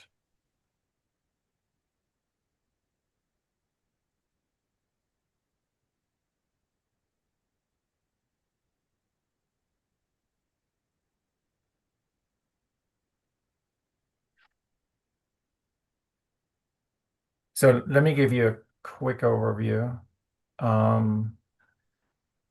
I moved a few things around, but I mostly tried to sort of clarify things. So there's going to be a lot of changes in that beginning part, and I moved some things around somewhere there.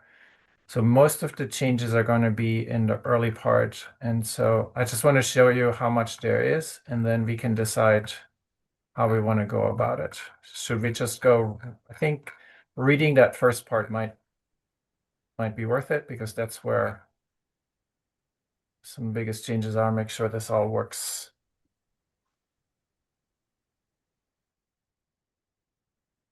And these two black bullets are the only ones that are going to remain. All the other bullets are going away as formatting bullets. They'll just be paragraphs.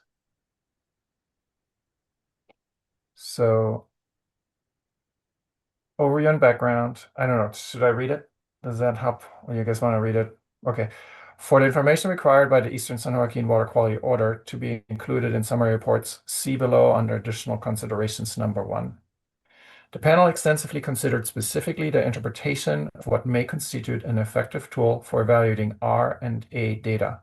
The main purpose of reporting A and R data and any related details at the field, orchard, vineyard, or farm scale can be considered to be twofold. First, to assess the nitrate end discharge or end discharge to groundwater as best practicable as possible.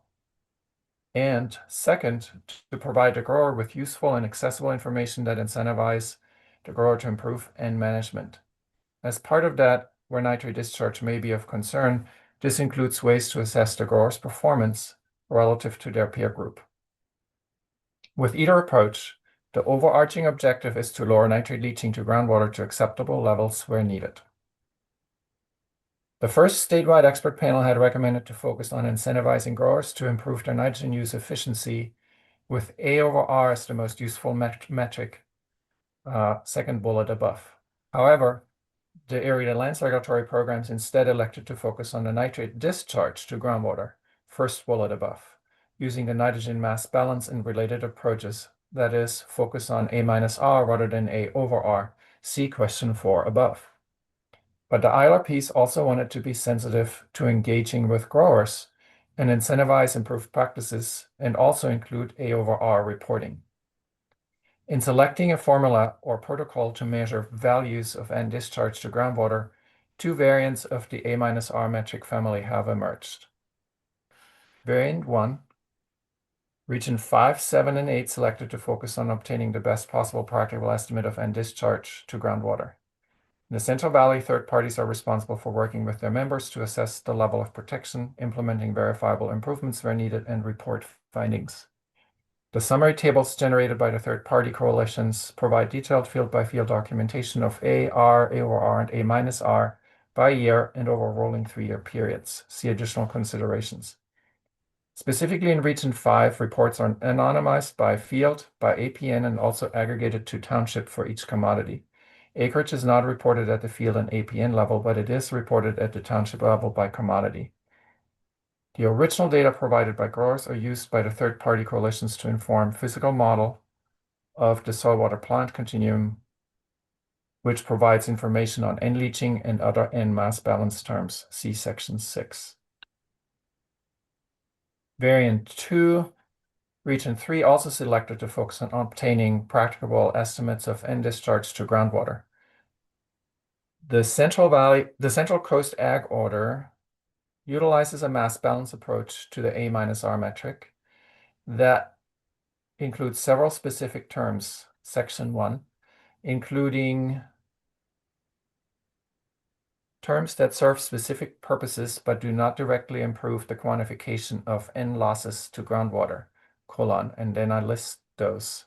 So we have discount factors for compost and organic amendments are used to estimate the amount N that becomes plant available during the first year. The discount factors implicitly account for organic N storage in soil not available to plants and not available for leaching. Our scavenge is used to credit the amount of N removed from the field by cover crops and high carbon amendments or high carbon woody materials. Our scavenge was introduced to incentivize these practices. The amount of N applied with irrigation water applied in excess of crop ET is not included in A to avoid disincentivizing the use of nitrate-containing irrigation water. Pump and fertilize. This change was actually something that we discussed last week, and that was suggested by Ruth.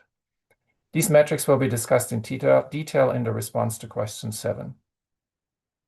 And then there's a new paragraph. Until recently, growers reported directly to the Regional Water Board in Region 3. The data submitted to the Regional Water Board includes the identity of the grower and acreage and is accessible from the Region 3 website. And I made a comment here.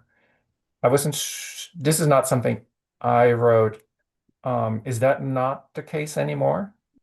This is a question to Michael and Richard. That's a good question. I wrote that. So with Conservation Inc., Richard and Mike, do the growers still report to the water board directly, or does it go through Conservation Inc. now?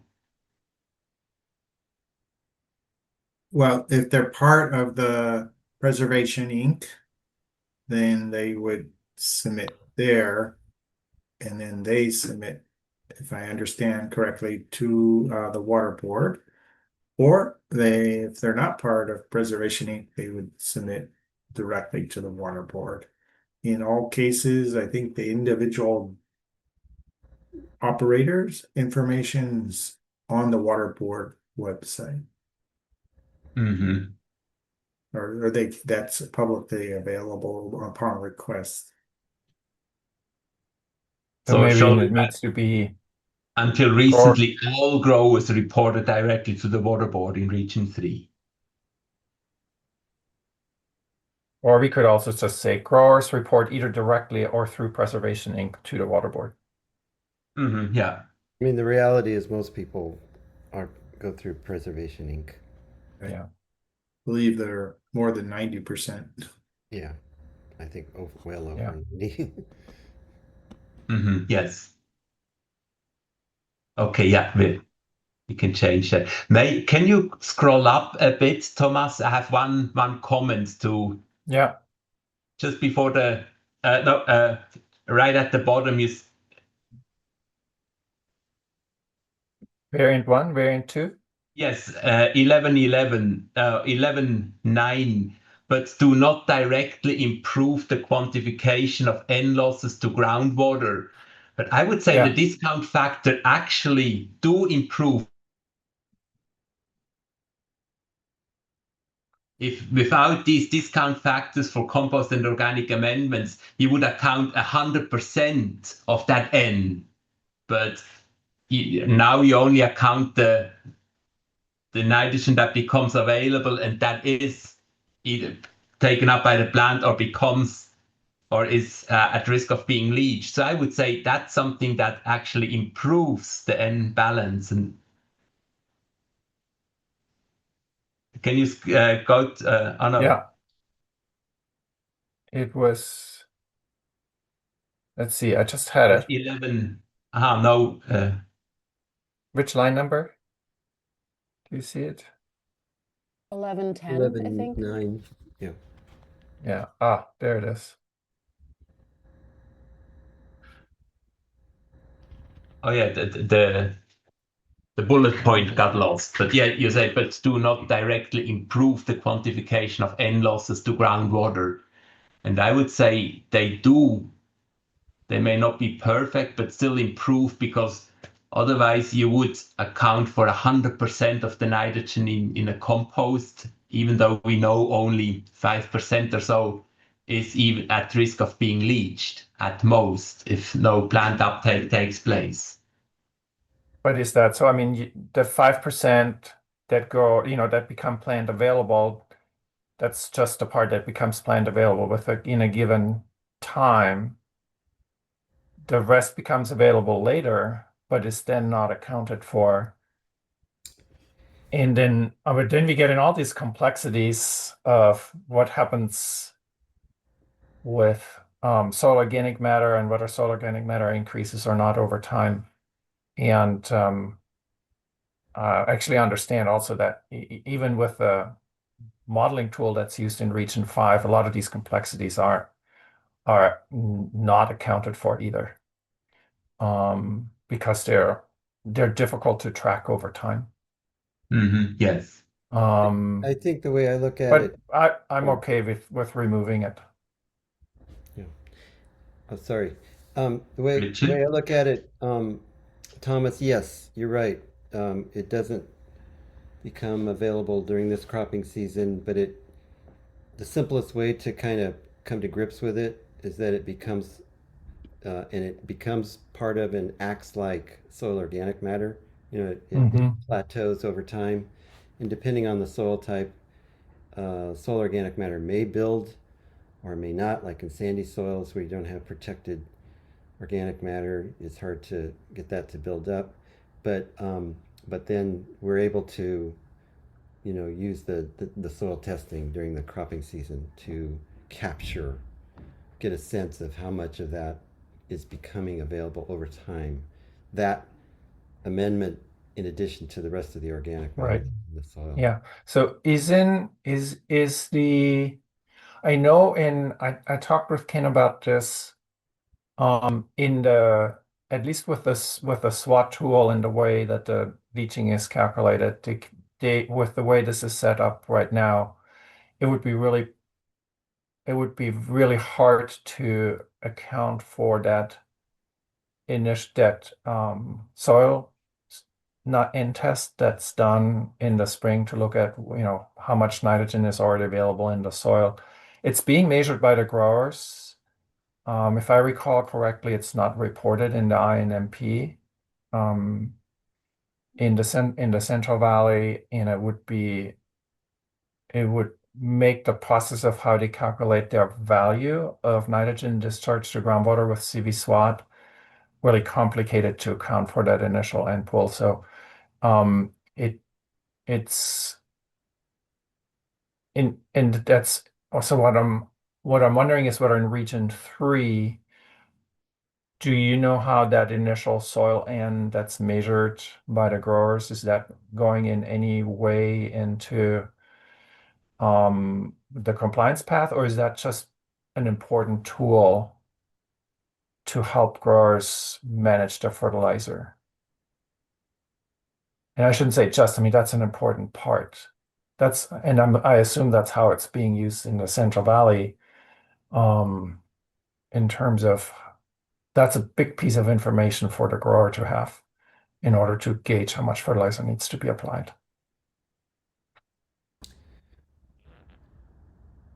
Is that okay for me to respond, Daniel? Yes, please go ahead. Yeah, I think the tangible way that it shows up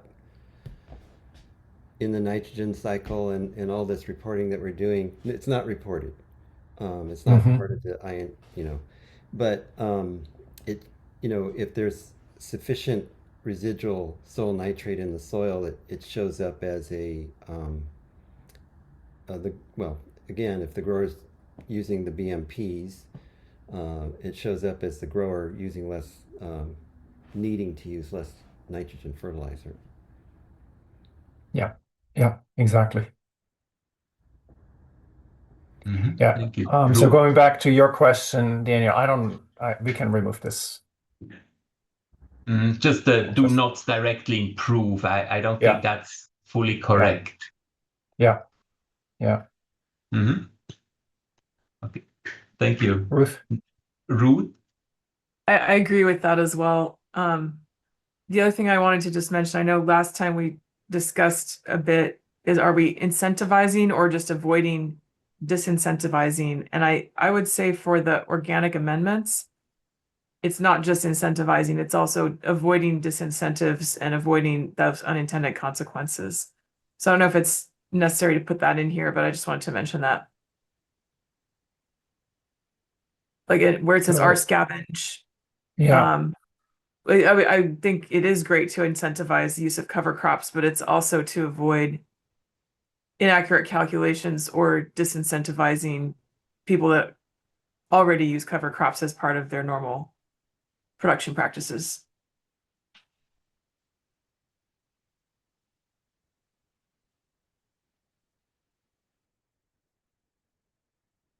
I'll take notes here.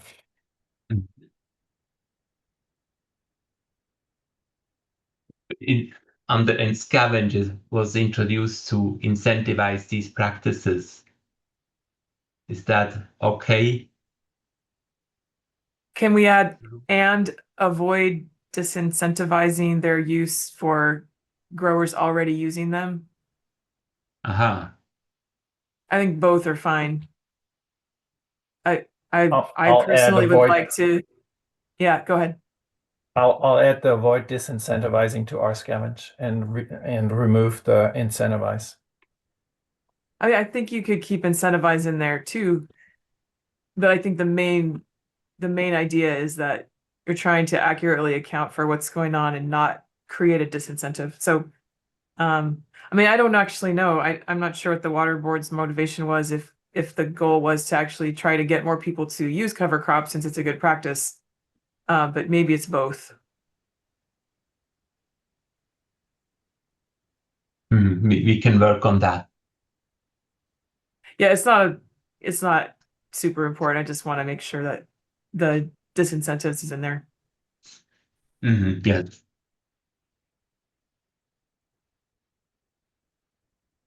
Okay. Then Thomas, do you want to scroll down to the next section? So then this is sort of the summary that I added. The panel finds that dimension tables are fully appropriate for the purposes of estimating nitrogen discharge to groundwater. The panel recommends that additional data be reported on the INMP reports and on the outcome of the N-mass balance terms obtained from soil water crop systems like SWRCB, where they're used, for example, in Region 5. Then point 1, the panel finds that both the first and second variant obtaining ANR values and associated metrics to be acceptable. But it is for example, a Region 5 versus Region 3 approach. But it is important to the public and other regions needing to design their approach to understand the fundamental distinction in how the A-R and A over R metrics are obtained, and that the metrics obtained by Region 3 will not be directly comparable with those currently used in Region 5, 7, and 8. For example, under the first approach, Region 5, 7, 8, all N applied to irrigation water must be reported. In contrast, in Region 3, the amount of N applied with irrigation water, AIRR, applied in excess of crop ET is not included in A. On the other hand, while Region 3 provides clear guidance on how to determine the plant available N in composts and organic amendments, the East San Joaquin Valley order in Region 5 only mentions that the amount of N available to the plant during the growing period in pounds per acre should be reported. Any comments on that? And Michael, I removed this part about the rewarding growers.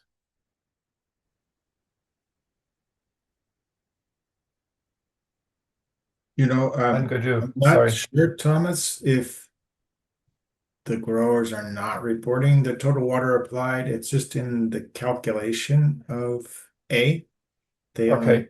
to use ET or water applied, whichever is smaller. But I would have to check, or maybe Sarah can tell us later if they also report total water applied. And it's because Region 3 already has targets. So for making the purpose of making the targets, they allow this, which is different than other regions.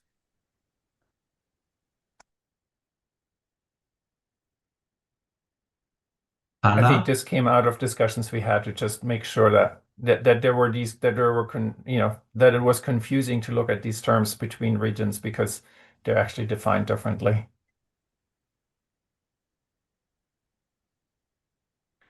Ngudu? I had a comment, Thomas, on the summary. Could you scroll up just a little Yeah. bit? The first line where it says the panel finds that the mentioned tables are fully appropriate for the purposes of estimating nitrogen discharge to groundwater. I know that we've heard from the public a few times now, and also the presentation about some of those tables not being sufficient to actually estimate what is going to groundwater. So I wondered if we maybe could amend that, because it sounds like in the second sentence, you then talk about recommendations for additional data. Yeah. So I'm wondering, do you think the tables are sufficient, but that data is just not being reported? One comment we had was also on soil, acreage, all of that information. Right. Yeah. So you're saying I don't think the tables are fully appropriate for the purposes of Yeah. estimating nitrogen discharge to groundwater. so Are maybe appropriate the say suggestions made below? We suggest including acreage, for example. So could that be a way to write it? say that again, Daniel. Are appropriate with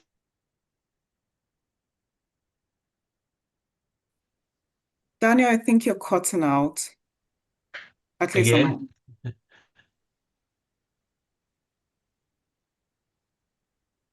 Appropriate, yeah, with suggested changes.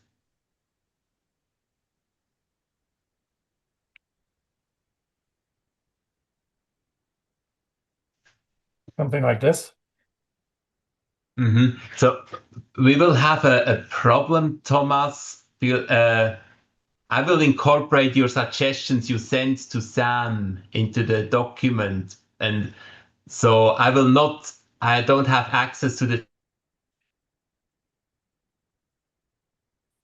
So you will have to include them or add them to the next version of the document.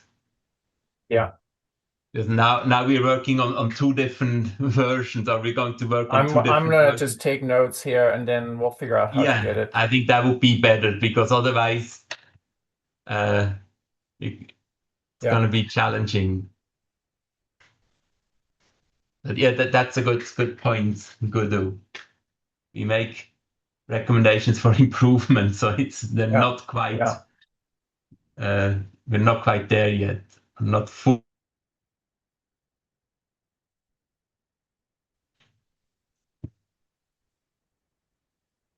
Okay, then. Can I? Hannah. Yes, Sorry, thank you. Hannah.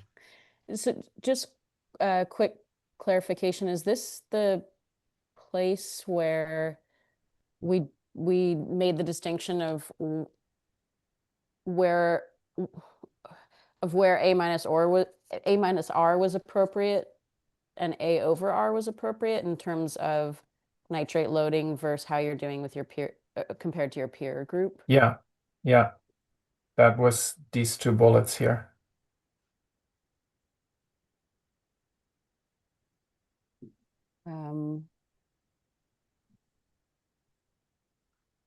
And then this paragraph. It's the last bullet, yeah, the first statewide expert panel. Yeah.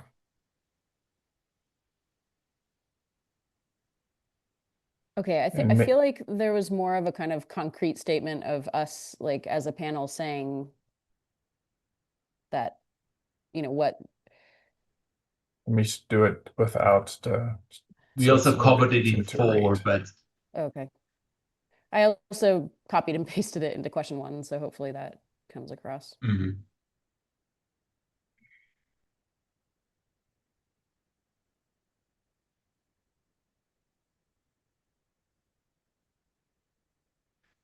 Great, thank you.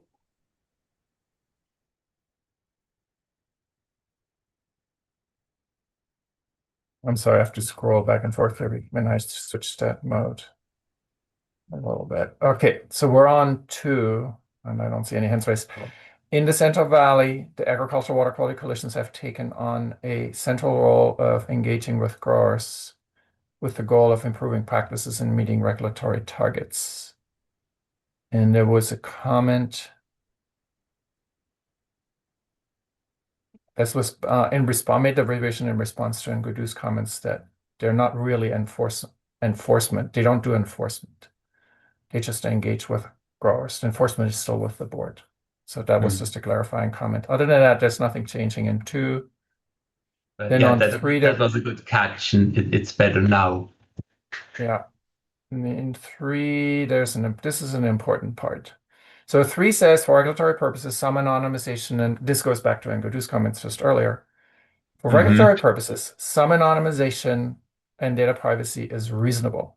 For example, the APN field and crop level ANR data related together with the township summary, where the latter includes the crop-specific acreages, provides sufficient information to access individual grower performance and improvements and overall range of end budgets by crops and township. Each region can develop their own data privacy and transparency framework so long as the amount of end loading for a region can be calculated by the regulating body and affected stakeholders.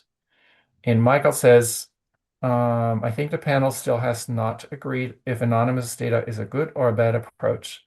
I believe that in Region 3, the farming operation names, acres, and locations are part of the data set.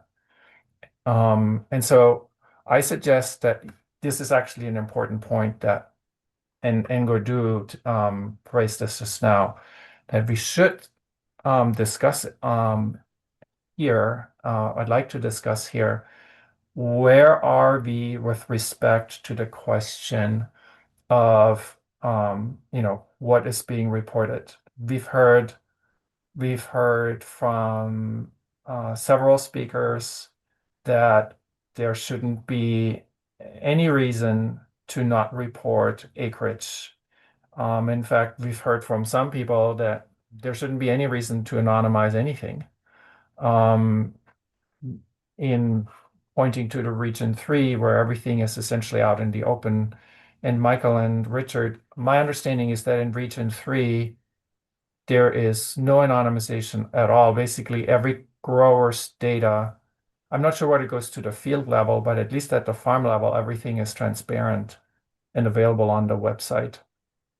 In Region 5, the field information is there, except and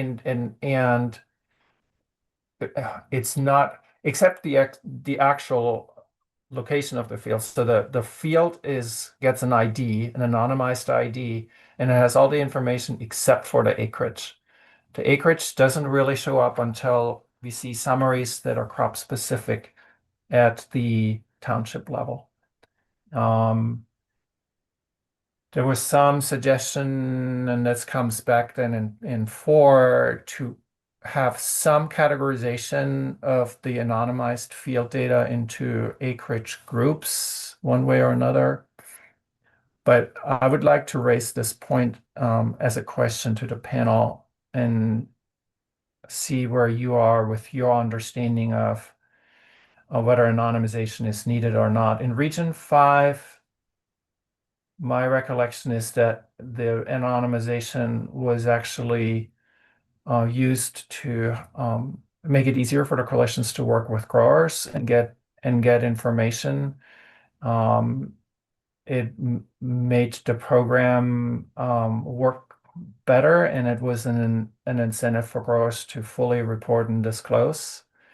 I don't know what the experience is in Region 3, Michael. Your experience is in Region 3 in how this reporting works, and whether maybe the Region 3, as indicated by some of the speakers, is now actually showing that, oh, this actually works really well without having anonymized data.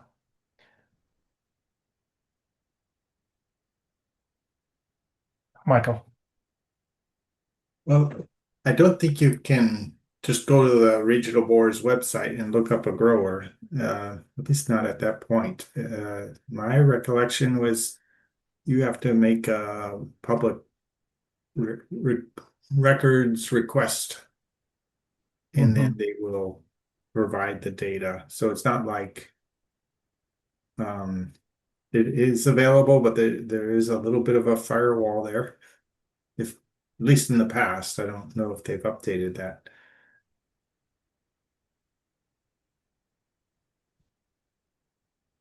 And I haven't heard also about any big problems with having growers information there. So I don't know, Richard, if you have a different opinion. Richard? No, I don't know about, problems. I think Elaine Saul's on the call, and she could speak directly to this. But I also, if I remember right, the history of how the reporting evolved in Region 3 created the situation where the growers are not anonymized. I think ultimately that they would have preferred to be anonymized, and I don't remember the details off the top of my head how that came to be. But there's a history there that I don't understand. And so in that sense, again, I don't know that this is a one-size-fits-all type of situation that we should be proposing. This might be something that the regions need to decide amongst themselves. Anyone else? Ruth raised her hand first. Oh, Ruth, yes. Thanks. I agree with the regional approach. I think there should be some flexibility here. This has come up before, and it's a difficult topic to discuss. I know it's controversial, and there's lots of different opinions that are based on different assumptions. But I do think it's important to keep in mind that when implementing a regulatory program using self-reported data, that the quality of the data is going to be related to the comfort level of self-reporting. And I don't know how else to say it, the more strict the fines and regulatory consequences are, I think it's naive to think that will have no effect at all on self-reported data, not just for the farming community, but for any human being reporting anything on their own. Taxes, health information, that it's not exactly the same as objectively obtained data. So I think regional water boards should have some flexibility to determine what's going to work best for their region to ensure the quality of the data and accurate reporting. And I've mentioned in the past other social considerations about privacy that I think should be considered as well. Daniel? I agree with Richard and Ruth that there should be a regional approach, and I certainly wouldn't want to suggest here that the Central Valley would have to change the way they report data now, or that we suggest that no, anonymization should not happen, so that and the Central Valley would have to change how they deal with data. But so I think suggesting that a regional approach is appropriate. That's should be we could add that to this point here. Sorry to jump in real So- quick. Lane Saul from Region 3 is available on this topic in the previous discussion of Central Coast, if there's anything that you wanted to hear from her. Let me go to Hannah and to Engudu, and then maybe we can hear from Elaine. Thanks. I agree that there should be regional flexibility for anonymization. And I also really want to support the bullet point below of having bins at the very least for acre size, because I think it was an important point that was brought up by a public comment about if poorly performing fields are, if they're large, then they're having a big impact on groundwater. If they're small, they might not be. So. Engudu? I have a comment on line 1173 that says for regulatory purposes, some anonymization and data privacy is reasonable. The way I read that is what is happening in Region 3 might be unreasonable, where they don't have that anonymization. So I wonder if we can maybe take out that line, because other regions are doing, like, we have two opposing regions are doing two different things. I do like the language in the last sentence there that talks about the different regions and says so long as the amount of N loading for a region can be calculated by the regulating body and affected stakeholders. So just highlighting what we've heard, even if it's region-based, as long as people can actually get the data they need to actually analyze what is going on there and what the impact is to groundwater. So I think those two comments, the first one, I think sort of kicks out Region 3 because they're asking for that data to be public. What about if we change the sentence can be reasonable instead of is reasonable? Would that cover your concern?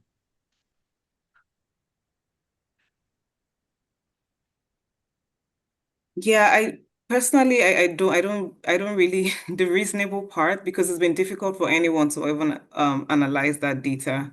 So that contradicts the word reasonable there.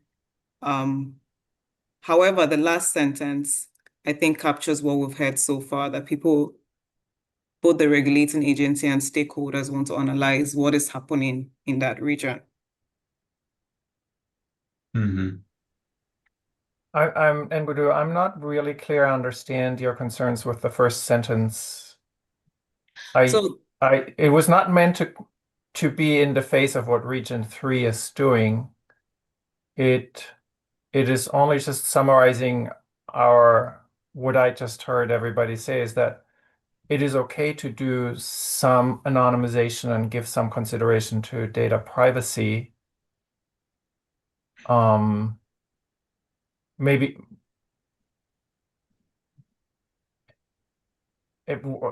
do I need to add something to say that it's also okay not to have that? The way I read it, because it's a region that asks for all that information and the public is able to then do analysis because it's being made public. Mm-hmm.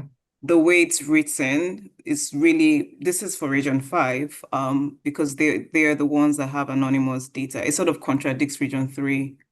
Would it make sense? Would it make sense perhaps to say is reasonable but not necessary?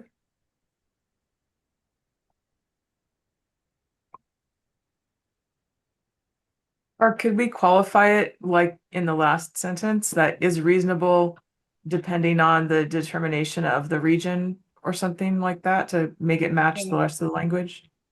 Yeah, I think that's a good point, Ruth. Depending on the region. Is reasonable and can be assessed by each region or something like that. Or what about changing the first sentence to for regulatory purposes, the regions can decide whether anonymization and data privacy is appropriate. Can decide the level of anonymization and data privacy. I suggest, take a quick break and listen to Elaine, and maybe she could even explain why it's by individual growers there.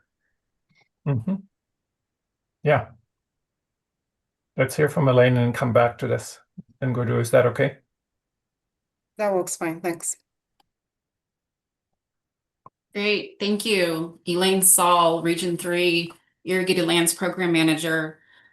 So it's my understanding many years ago that there was court litigation that has led us down this path of requiring specific grower information to be reported to the water board.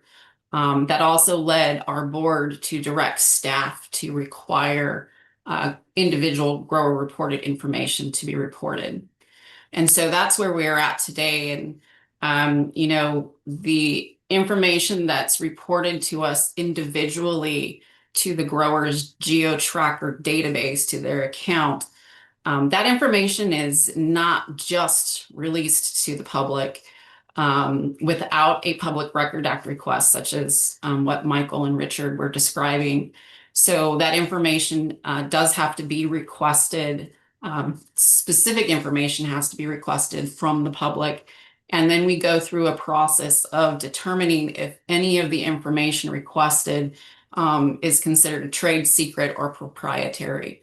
Only after those determinations is information released as part of that Public Record Act request. And that's a standard, Public Record Act request policy or process in our region, and I'm assuming others. So the information that we have available on our dashboard on the Irrigated Lands Program website, that is a high-level overview and summary of all grower reported data, but it's not including operation name or location and specific things such as that.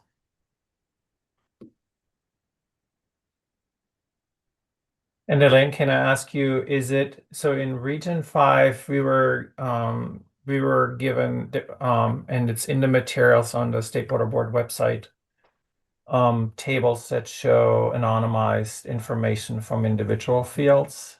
Is that available in an anonymized form similarly in Region 3?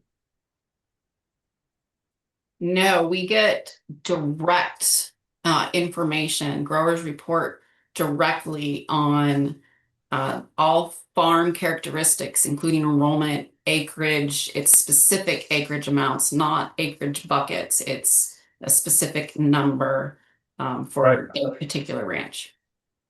But you don't make those, you don't then do what the coalitions do in the Central Valley, which is you don't anonymize it and allow for people to see the records, but with anonymized IDs for the fields. That's correct. Yeah. Thank you. Can I ask you a question, Elaine? I suppose having individual grower names allows you to do enforcement with the limits, right? If you didn't know the growers, how would you do it? That's correct. It's very important for us to have the name of the operator, responsible party, the operation name, so that we can proceed with many types of potential violations. So following up on, failure to report information and other such things, failure to, pay invoices, many other things. And just to clarify, the coalition model also knows the names of individual growers and there's individual follow-up. It's not a gap there. I also, the court order is an interesting point. I believe in Region 5, there also have been court decisions supporting the coalition model. And I don't have all the details on that, but I think that also has been the result of some litigation. So I wonder if actually, as we make our recommendations here, if we should be aware of some of those things so that we're not contradicting any existing legal decisions. Or maybe we just leave that up to the water board staff, or we could note that, that there have been some legal decisions about that should be taken into consideration for the different regions.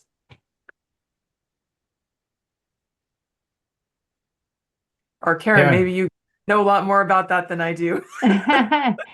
You're right. There are some court cases associated with this in Region 5 as well. I won't go into the details, but I would recommend that you stick to the technical reasons why the data is important and make your recommendation based on how those data would be useful in implementing the program. That makes sense. Thank you, Karen. Yeah, that makes a lot of sense. So that said, Karen, I want to go back to the panel and ask, all policy considerations aside, are there changes needed? And maybe we start with that first sentence. For regulatory purposes, I think what you had suggested, and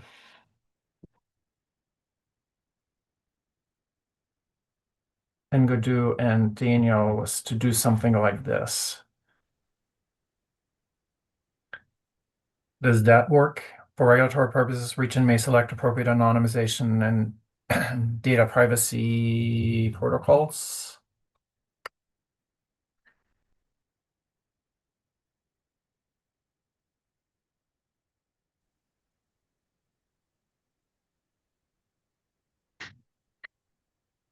We are running out of time.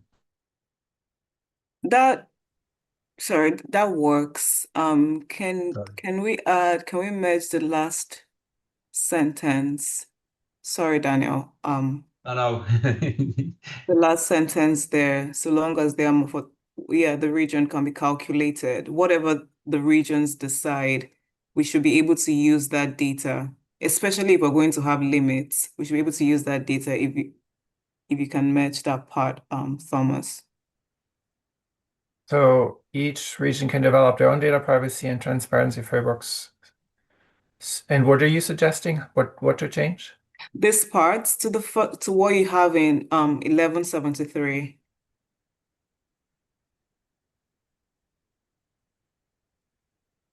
Does that make sense? Yeah, the last part there. Yeah, to just say the same thing again? Just to move it up. So we say the regions may select appropriate anonymization and data privacy protocols so long as, so we add that. I see. Like this? Yes. And then just delete this.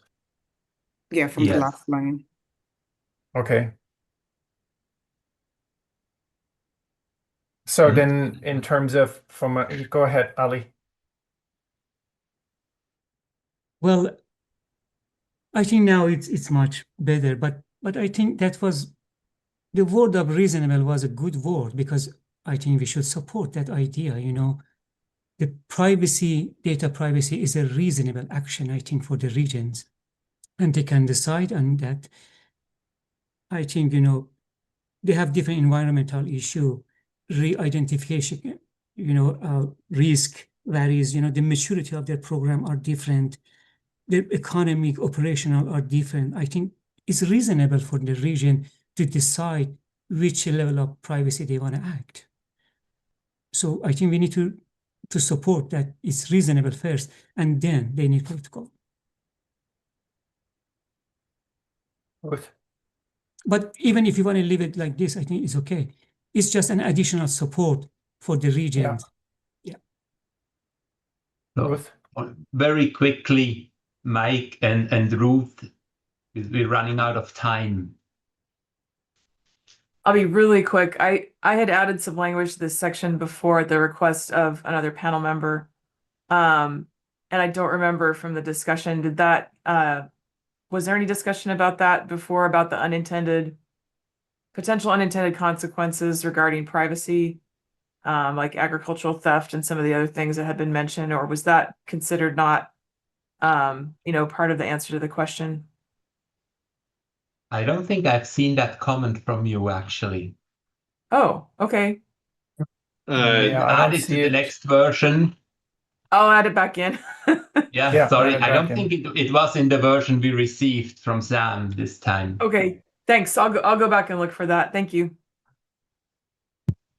Mike?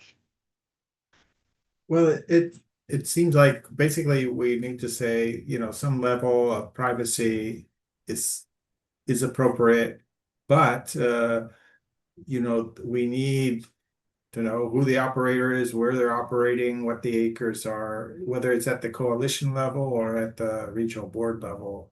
I think that's more the gist of what we're talking about.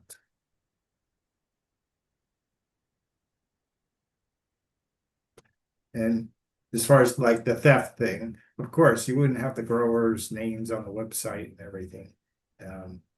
So it's, I think how Elaine put it, that they have the individual names of operators and where they are and where the fields are, but they don't just give it out.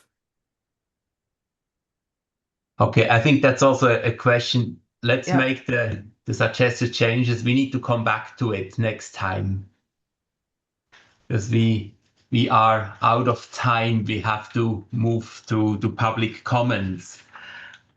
So what we discussed today, I will incorporate the suggestions into the new version of the final report and send it no later than Monday noon to Erica and Sam, or to the water board team and Sam. And I really hope it can be shared by Monday evening so that everybody has time. And I would suggest that if you have your comments to the next version, if you could send them to Sam and the water board team by Friday noon, so that they can incorporate them and all the comments we are going to discuss at the next meeting, that they can send us to us no later than Tuesday, February 10th at noon, so that we all have at least 24 hours to have a look at the suggestions. Sam, does that work? Can you make sure that when you get it by Monday noon, that the panel members will have it in their inbox in the evening?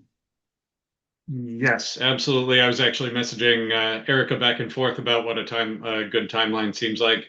We can actually commit to getting the fully consolidated version out to everybody by close of business on the 9th. So you have a little bit more than a day to consolidate it, but to take a look at it before your meeting on the 11th at 3 p.m.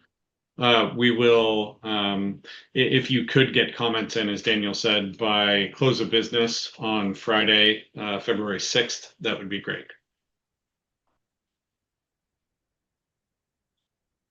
When are we going to receive?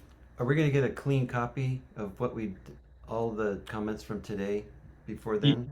Yeah, so as Daniel said, he's going to work on it and get it to staff to distribute by Monday, and we'll commit to getting it out as absolutely soon as we see it. We'll get it out to everybody else.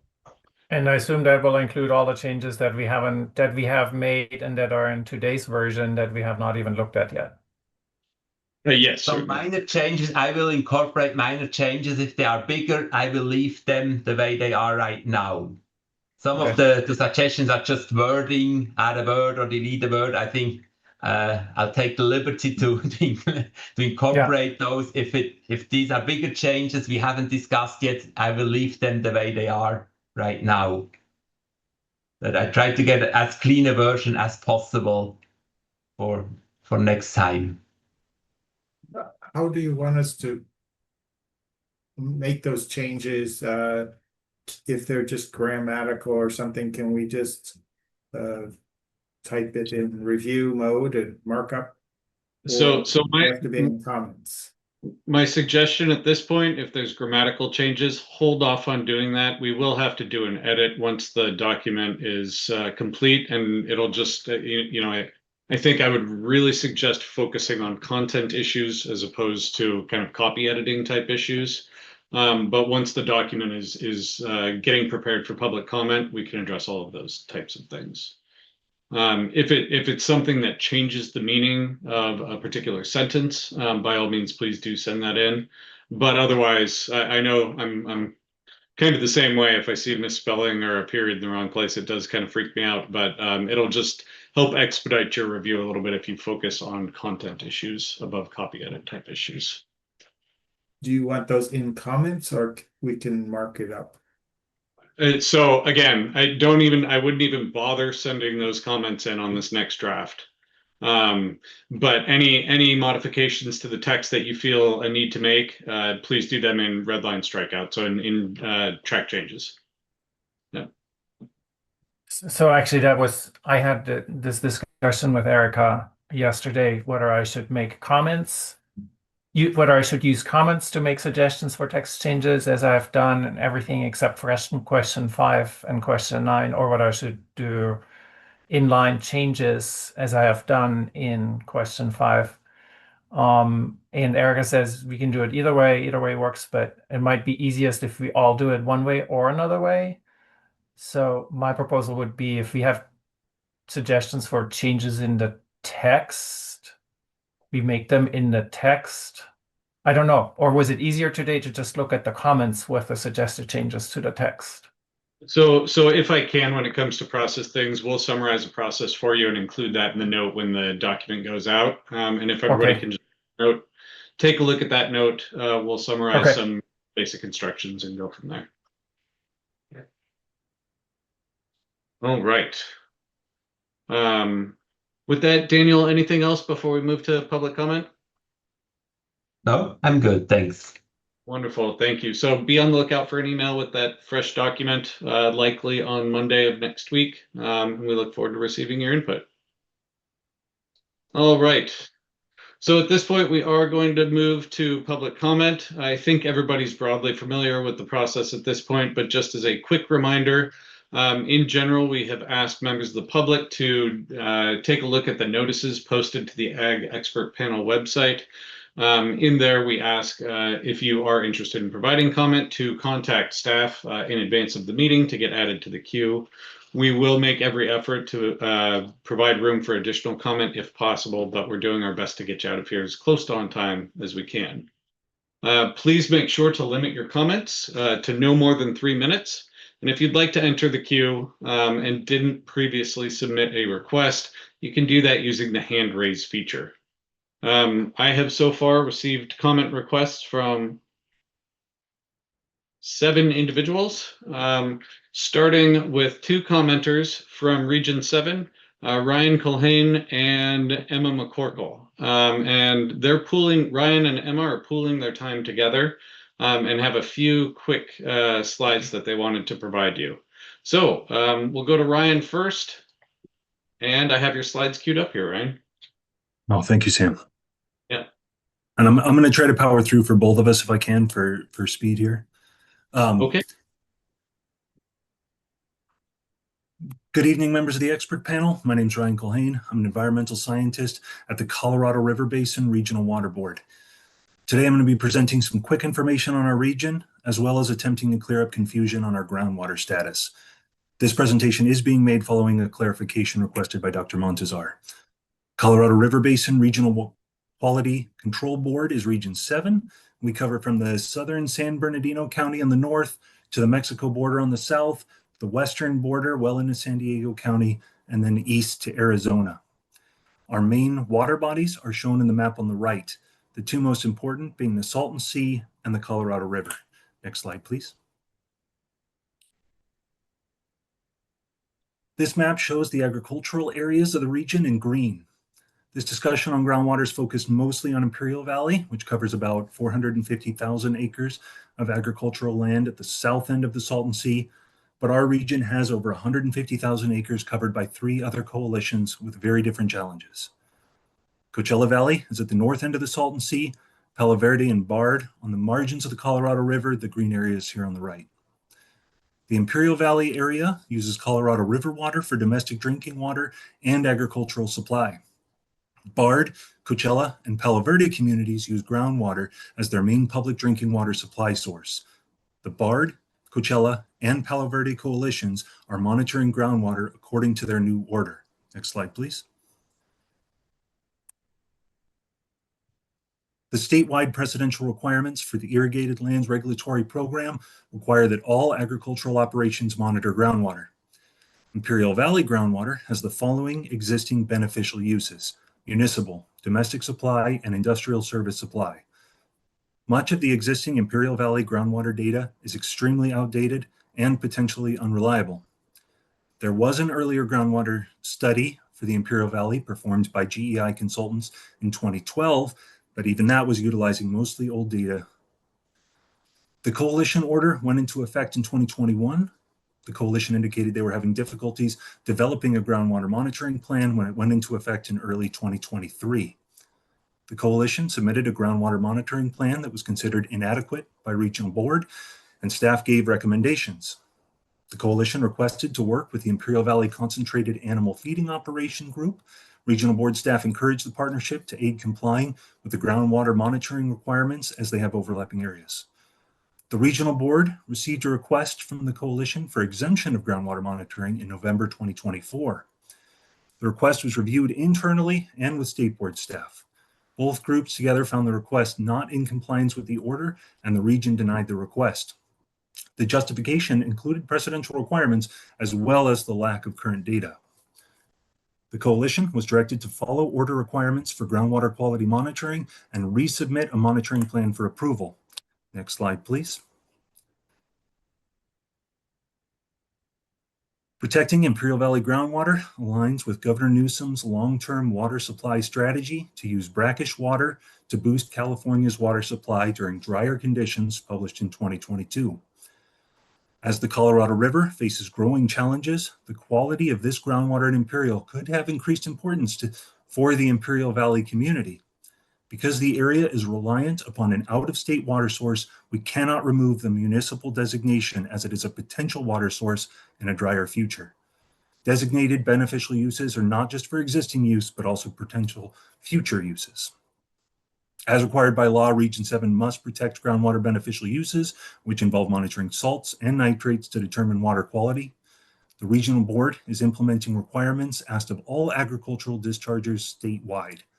The staff here at Region 7 greatly appreciate this panel's hard work on scientific recommendations and appreciate your attention tonight. Thank you. Wonderful. Thanks so much, Ryan. I know the panel has been looking forward to receiving perspectives from the Region 7 board. Appreciate that. Next in the queue, we're joined by Rachel Magos. Rachel, I'm not sure if you're still online. You could raise your hand.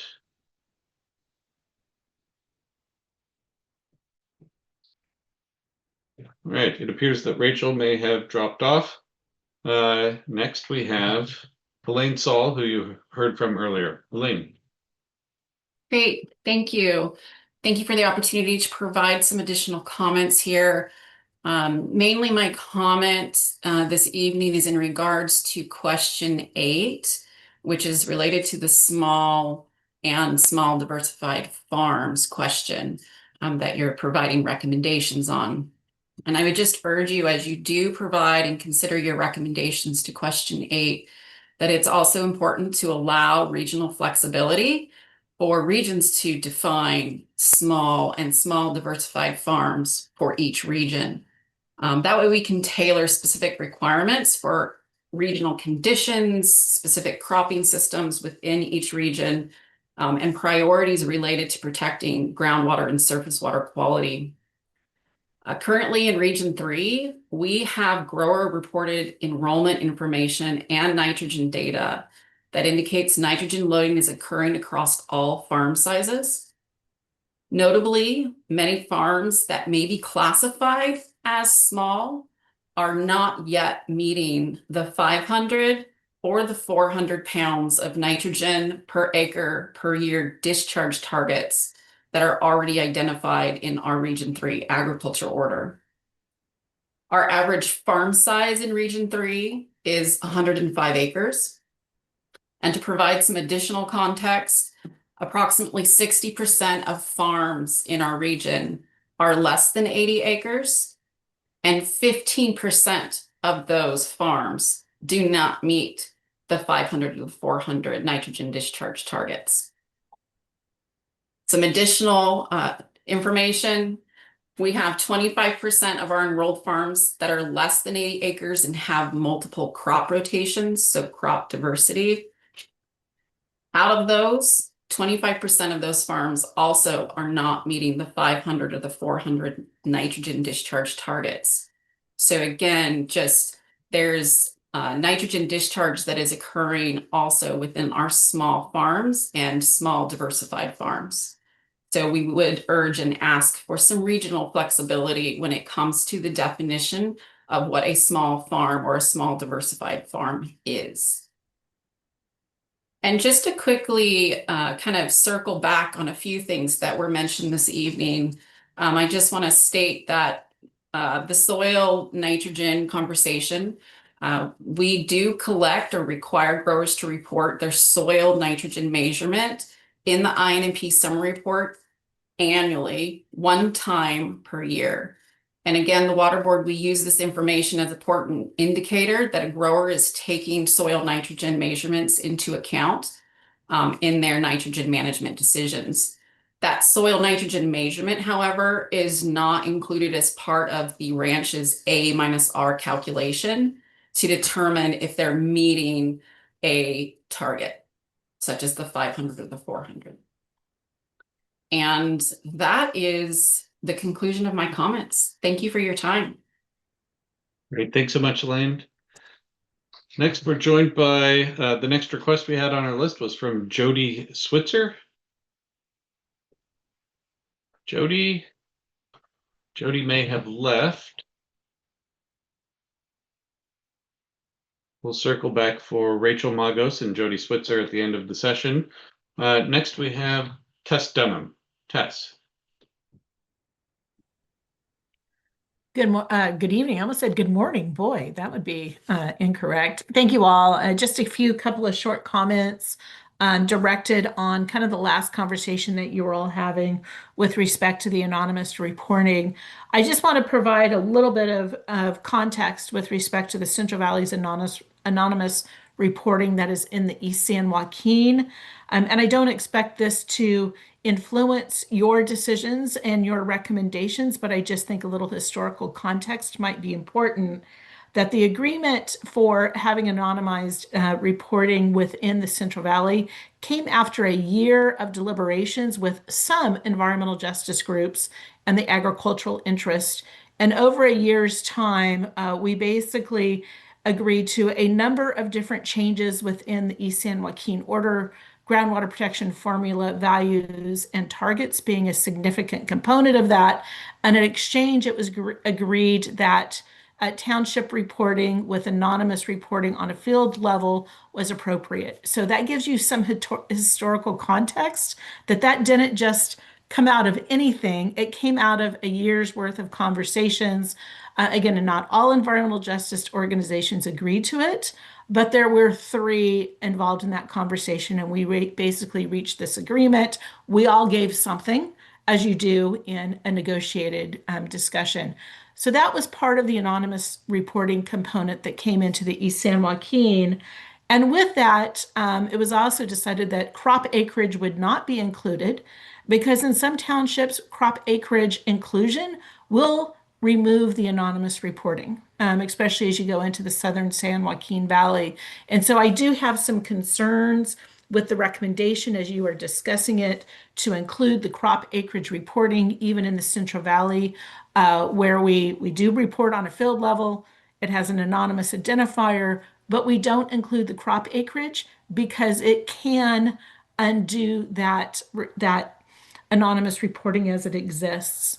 The other last comment I just want to make quickly would be, I'm an attorney that has been involved in all of the East San Joaquin, Central Valley, and Central Coast litigation, or probably virtually all. And I think, unfortunately, I think there was I have some concerns that what the Central Coast staff may have misconstrued previous court decisions. There is no court decision that says that you cannot have anonymous reporting. And in fact, the Court of Appeal in a presidential decision said just the opposite, that it's the discretion of the water board and they can make that determination as they find appropriate. So, and you don't have to believe me, I would suggest that you ask State Water Board Legal Counsel or Central Coast Legal Counsel to make that clarification. I just want to make sure that it's clear to you all that that may have been misconstrued as to what court decisions are out there. I guarantee you there is none, whether it's in the Central Coast or the Central Valley, that says a regional board cannot have anonymous reporting. There was a Public Records Act case that was at the trial court level only, which is a totally different issue that is not relevant to the discussion you are having about anonymized data. And with that, Ms. Dahlquist-Willard, did you have a question? I see your hand up. No, we don't actually have time. I do apologize for that, but Ruth, if you do have a question, we can queue that up for the next discussion. We do need to continue moving through our queue at this point. Thanks so much. Jody sent a note to staff noting that she was unable to stay on and requested that we read out her comment. So again, the comment is from Jody Switzer and reads, "My name is Jody Switzer, Water Program Director for the Farm Bureau of Ventura County, which is also a third-party coalition in Ventura called the Ventura County Agriculture Irrigated Lands Group. I wanted to briefly flag for the panel that a transmittal letter and 2 supporting groundwater quality reports from Ventura were recently uploaded to your OneDrive. Given the timing, I wanted to be sure you were aware of them in case you haven't had a chance to see those materials. We submitted these documents because they reflect nearly a decade of groundwater monitoring and investigation under the prior conditional waiver and now existing Ag Order for Region 4, including long-term nitrate trend analysis and a stable isotope study to evaluate sources of nitrate in groundwater. Together, they show how groundwater conditions vary significantly by region, and in Ventura County's case, where groundwater quality is generally not impaired by agricultural nitrate. We hope these materials are helpful as you consider statewide recommendations and the importance of flexibility for region-specific conditions. Thank you very much for your time, your effort, and thoughtful work you're doing on these important questions." All right, many thanks to Jody for those comments. We are here just after the hour. I see 2 hands raised, and I will remind folks, please keep your comments to no more than 3 minutes. We'll go to Kaya Rivers first, followed by Paula Pengel, and then we will close out public comment. Kaya. Hello, good evening. Thank you for your time today and really sticking it out through this lengthy process. I just wanted to share that I really appreciated the discussion last week around charge question 1 and the discussion around the State Water Board developing interim limits in addition to targets if growers do not meet said targets. In order to see reduction in nitrogen discharges, we really do need a backstop, which can be achieved by establishing these interim limits. And if I may quote Dr. Waterhouse from earlier this meeting, are we recommending targets in perpetuity? It's okay to begin with targets and education. However, we do need to end with limits to protect groundwater quality, as communities cannot wait to have safe drinking water. I encourage the panel to dive back into the discussion, as interim limits will also drive innovation and the adoption of sustainable nutrient management practices, which promote soil health, climate resiliency, and also safe drinking water. Additionally, the water boards are required to ensure that the Irrigated Lands Program complies with the non-point source policy, meaning that the program must include a specific time schedule with quantifiable milestones, which will ensure that dischargers will meet water quality objectives. In order to support the State Water Board to meet this requirement, I urge the panel to clarify that these targets and limits be included in a time schedule which will achieve water quality objectives instead of a 3 to 5 year iterative process. This time schedule would provide clarity for affected parties about how nitrate is being managed in the region, and also provide clarity for dischargers on how discharges will be reduced over time. This time schedule doesn't need to be concrete, as the water boards are allowed to adjust the time schedule based off of progress over time towards reducing nitrogen leaching to groundwater. And I really appreciate you for taking the time to listen to my comments today. Thank you. You Kaya. Go to Paula Pangle next, and then we did receive one request. My apologies to Sarah Lopez. The request came in before we opened public comment. We'll go to Paula and then Sarah for the last word.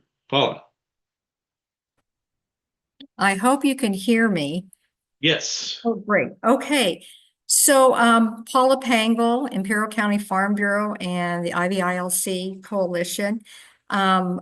We're really asking for some assistance on how to implement something that is unimplementable. And some of my questions would be, since we don't have any wells that can be monitored, and Ryan says everything's out of date, who is to pay for the millions of dollars to drill these wells to try to monitor something that is not used, isn't in any foreseeable future to be used? And just because a governor has said that any brackish water, could have some type of use in the future in a drought, who is to pay for these? That is something that we don't know how we're going to do it. And if you look at this, these hypothetical potential uses, how are they warranting something that's impractical, extremely costly, and it's not going to improve our groundwater any? It doesn't do anything to lead us to a beneficial end. Unfortunately, these types of requirements are can have an adverse effect on our coalition, to where if we can't do this and can't afford it, our coalition is in jeopardy. And so we're asking for help on how to figure out how to move forward, how to be in compliance. We're trying to help our growers to move forward. And it's really unfortunate when we look at something that the data confirms that Imperial Valley has no usable or even a pathway to use it. There is no pathway for nitrates to leach into our drinking water. So we really request some help and guidance on this. So I'm hoping that there's some way that we can go down this road so we can make sure we want to be, we want to be in compliance. Our growers are struggling and the coalition is struggling. So we really need help. And I appreciate your time. Thank you. Thank you, Paula. All right. Our final public comment for the night is from Sarah Lopez. Sarah. Hi, good evening. Can you hear me okay? Yes, thank you. Thank you. I just wanted to kind of add some notes to the discussion from earlier this evening between, I think it was mainly Ruth Dahlquist-Willard and Patrick Palupa, and these concepts of unintended consequences and also the clustering of discharges just below a limit that's set relatively high due to uncertainty. And so just to be clear, I have no argument with this concept that if 80% can do it, the other 20% should be able to do it too. I think that concept makes a lot of sense in theory, but in practice, just some questions get raised. So on the Central Coast, when we at Preservation Inc. take a look at which of our vegetable operators are currently coming in with ranches above the 80th percentile, we see multiple operations that farm a large number of ranches, some of which come in above the 80th percentile and some much below. So it suggests to us that these operators are facing certain challenges on some ranches that they're not facing on others, but we still don't totally understand the situation.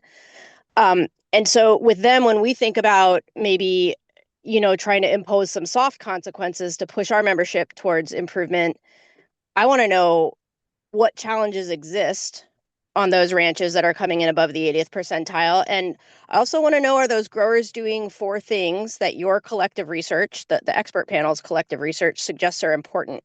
Number one, are they accounting for the pool of soil nitrogen when making fertilizer applications? Number two, are they accounting for the nitrogen in their irrigation water? Number three, are they timing their water and nitrogen applications according to crop needs? And number four, are they doing anything to prevent residual soil nitrogen from leaching during the rainy season? And to this day, we have never had a program in Region 3 that forces a region-wide programmatic focus on management. And so we don't yet know to what extent our high A-R ranches are facing challenges versus just not implementing those key management practices and others. We also don't know how far those 4 management practices and surely others may be able to carry us. We may find that they can get us well below the current 80th percentile, and I'd be very disappointed to lose the opportunity to push our growers to focus on management and maybe make even further improvements. I think it would also be unfortunate if in Region 5, where they do have a more robust approach to management, if they lost traction on that in service of focus on numeric limits. And I'll just end there. Thank you, Sarah. All right, that concludes public comment for the afternoon. At this point, the last thing that we wanted to share with all of the panelists and members of the public was a quick timeline for completion of the report. So I'd like to go ahead and turn it over to Erica from the State Water Resources Control Board to walk you through a couple of very brief slides. All right, thank you, Sam. So yeah, we're trying to pack in a lot of information here, but mainly just grouping everything by months and key steps that we'll be taking as we work to finalize the report, and basically highlighting a lot of the points that Karen shared in the opening remarks today. You know, that we have the final working group meeting. It's scheduled for February 11th. Or it's, you know, right now, as far as we know, it's the final working group meeting. After you guys complete that and the draft report is ready to share with us, we will take that document and prepare it for the public release. We'll need a couple of weeks to do that. We anticipate that it will be ready in early March. If, you know, the earliest, like ideally even on March 1st, we would release the draft for, assuming that's not a Saturday or Sunday, but release it for a 30-day public comment period. And then currently we plan to host the public workshop on March 11th. That's really kind of a milestone date. That's we know some panelists have indicated that they were available at the time that we polled. And so we hope some panel members will be able to join, and it'll be an opportunity to, you know, hear verbal input and, you know, share updates on and discuss the draft report and recommendations. We will, after the public workshop, the Water Board staff plans to compile all the verbal comments and organize the comments for the panel members. And then we'll do the same once we close out the public comment period and we get the all the written comments from the public.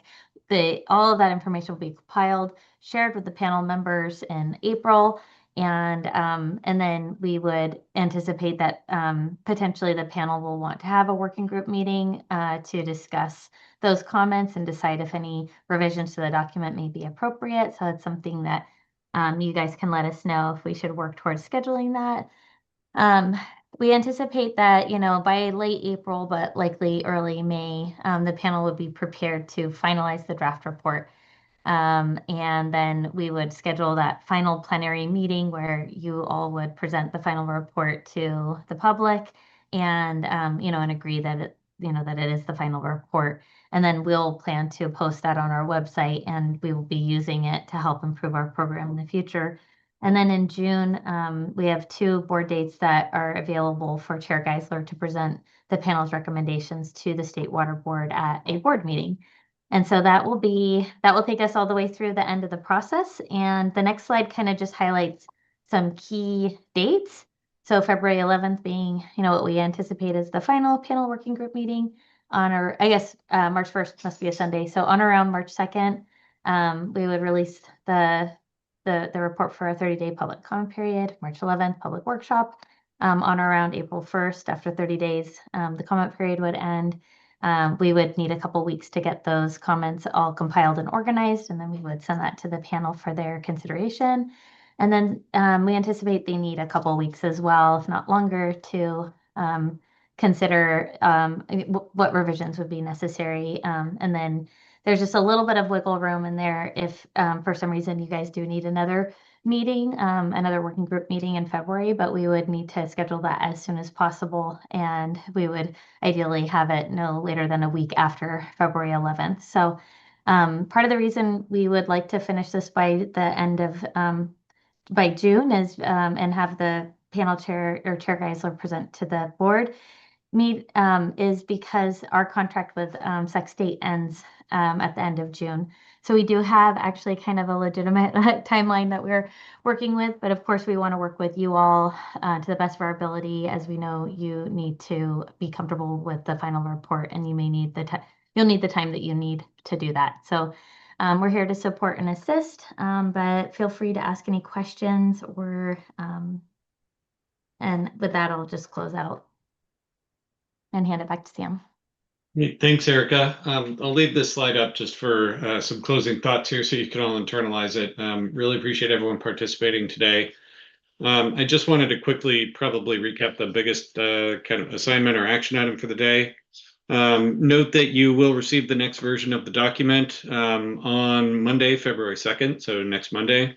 We would just ask that you please provide any input to staff and myself by close of business on Friday, February 6th.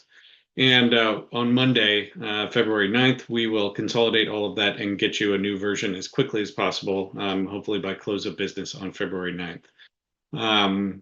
Eric already mentioned it a couple of times in this slide, but your next meeting is scheduled for February 11th at 3 p.m.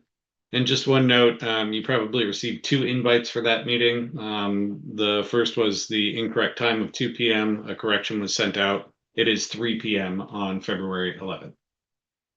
So with that, we'll go ahead and close out. I know we're several minutes over now. Let me hand it first to Chair Geisler for any closing remarks, and then to Karen Mogos. Sorry. Thanks everybody for your contributions, and have a nice evening. See you in 2 weeks. I'll just echo the remarks. Thank you. Have a good evening. See you on February 11th. All right. Thank you all. Take care.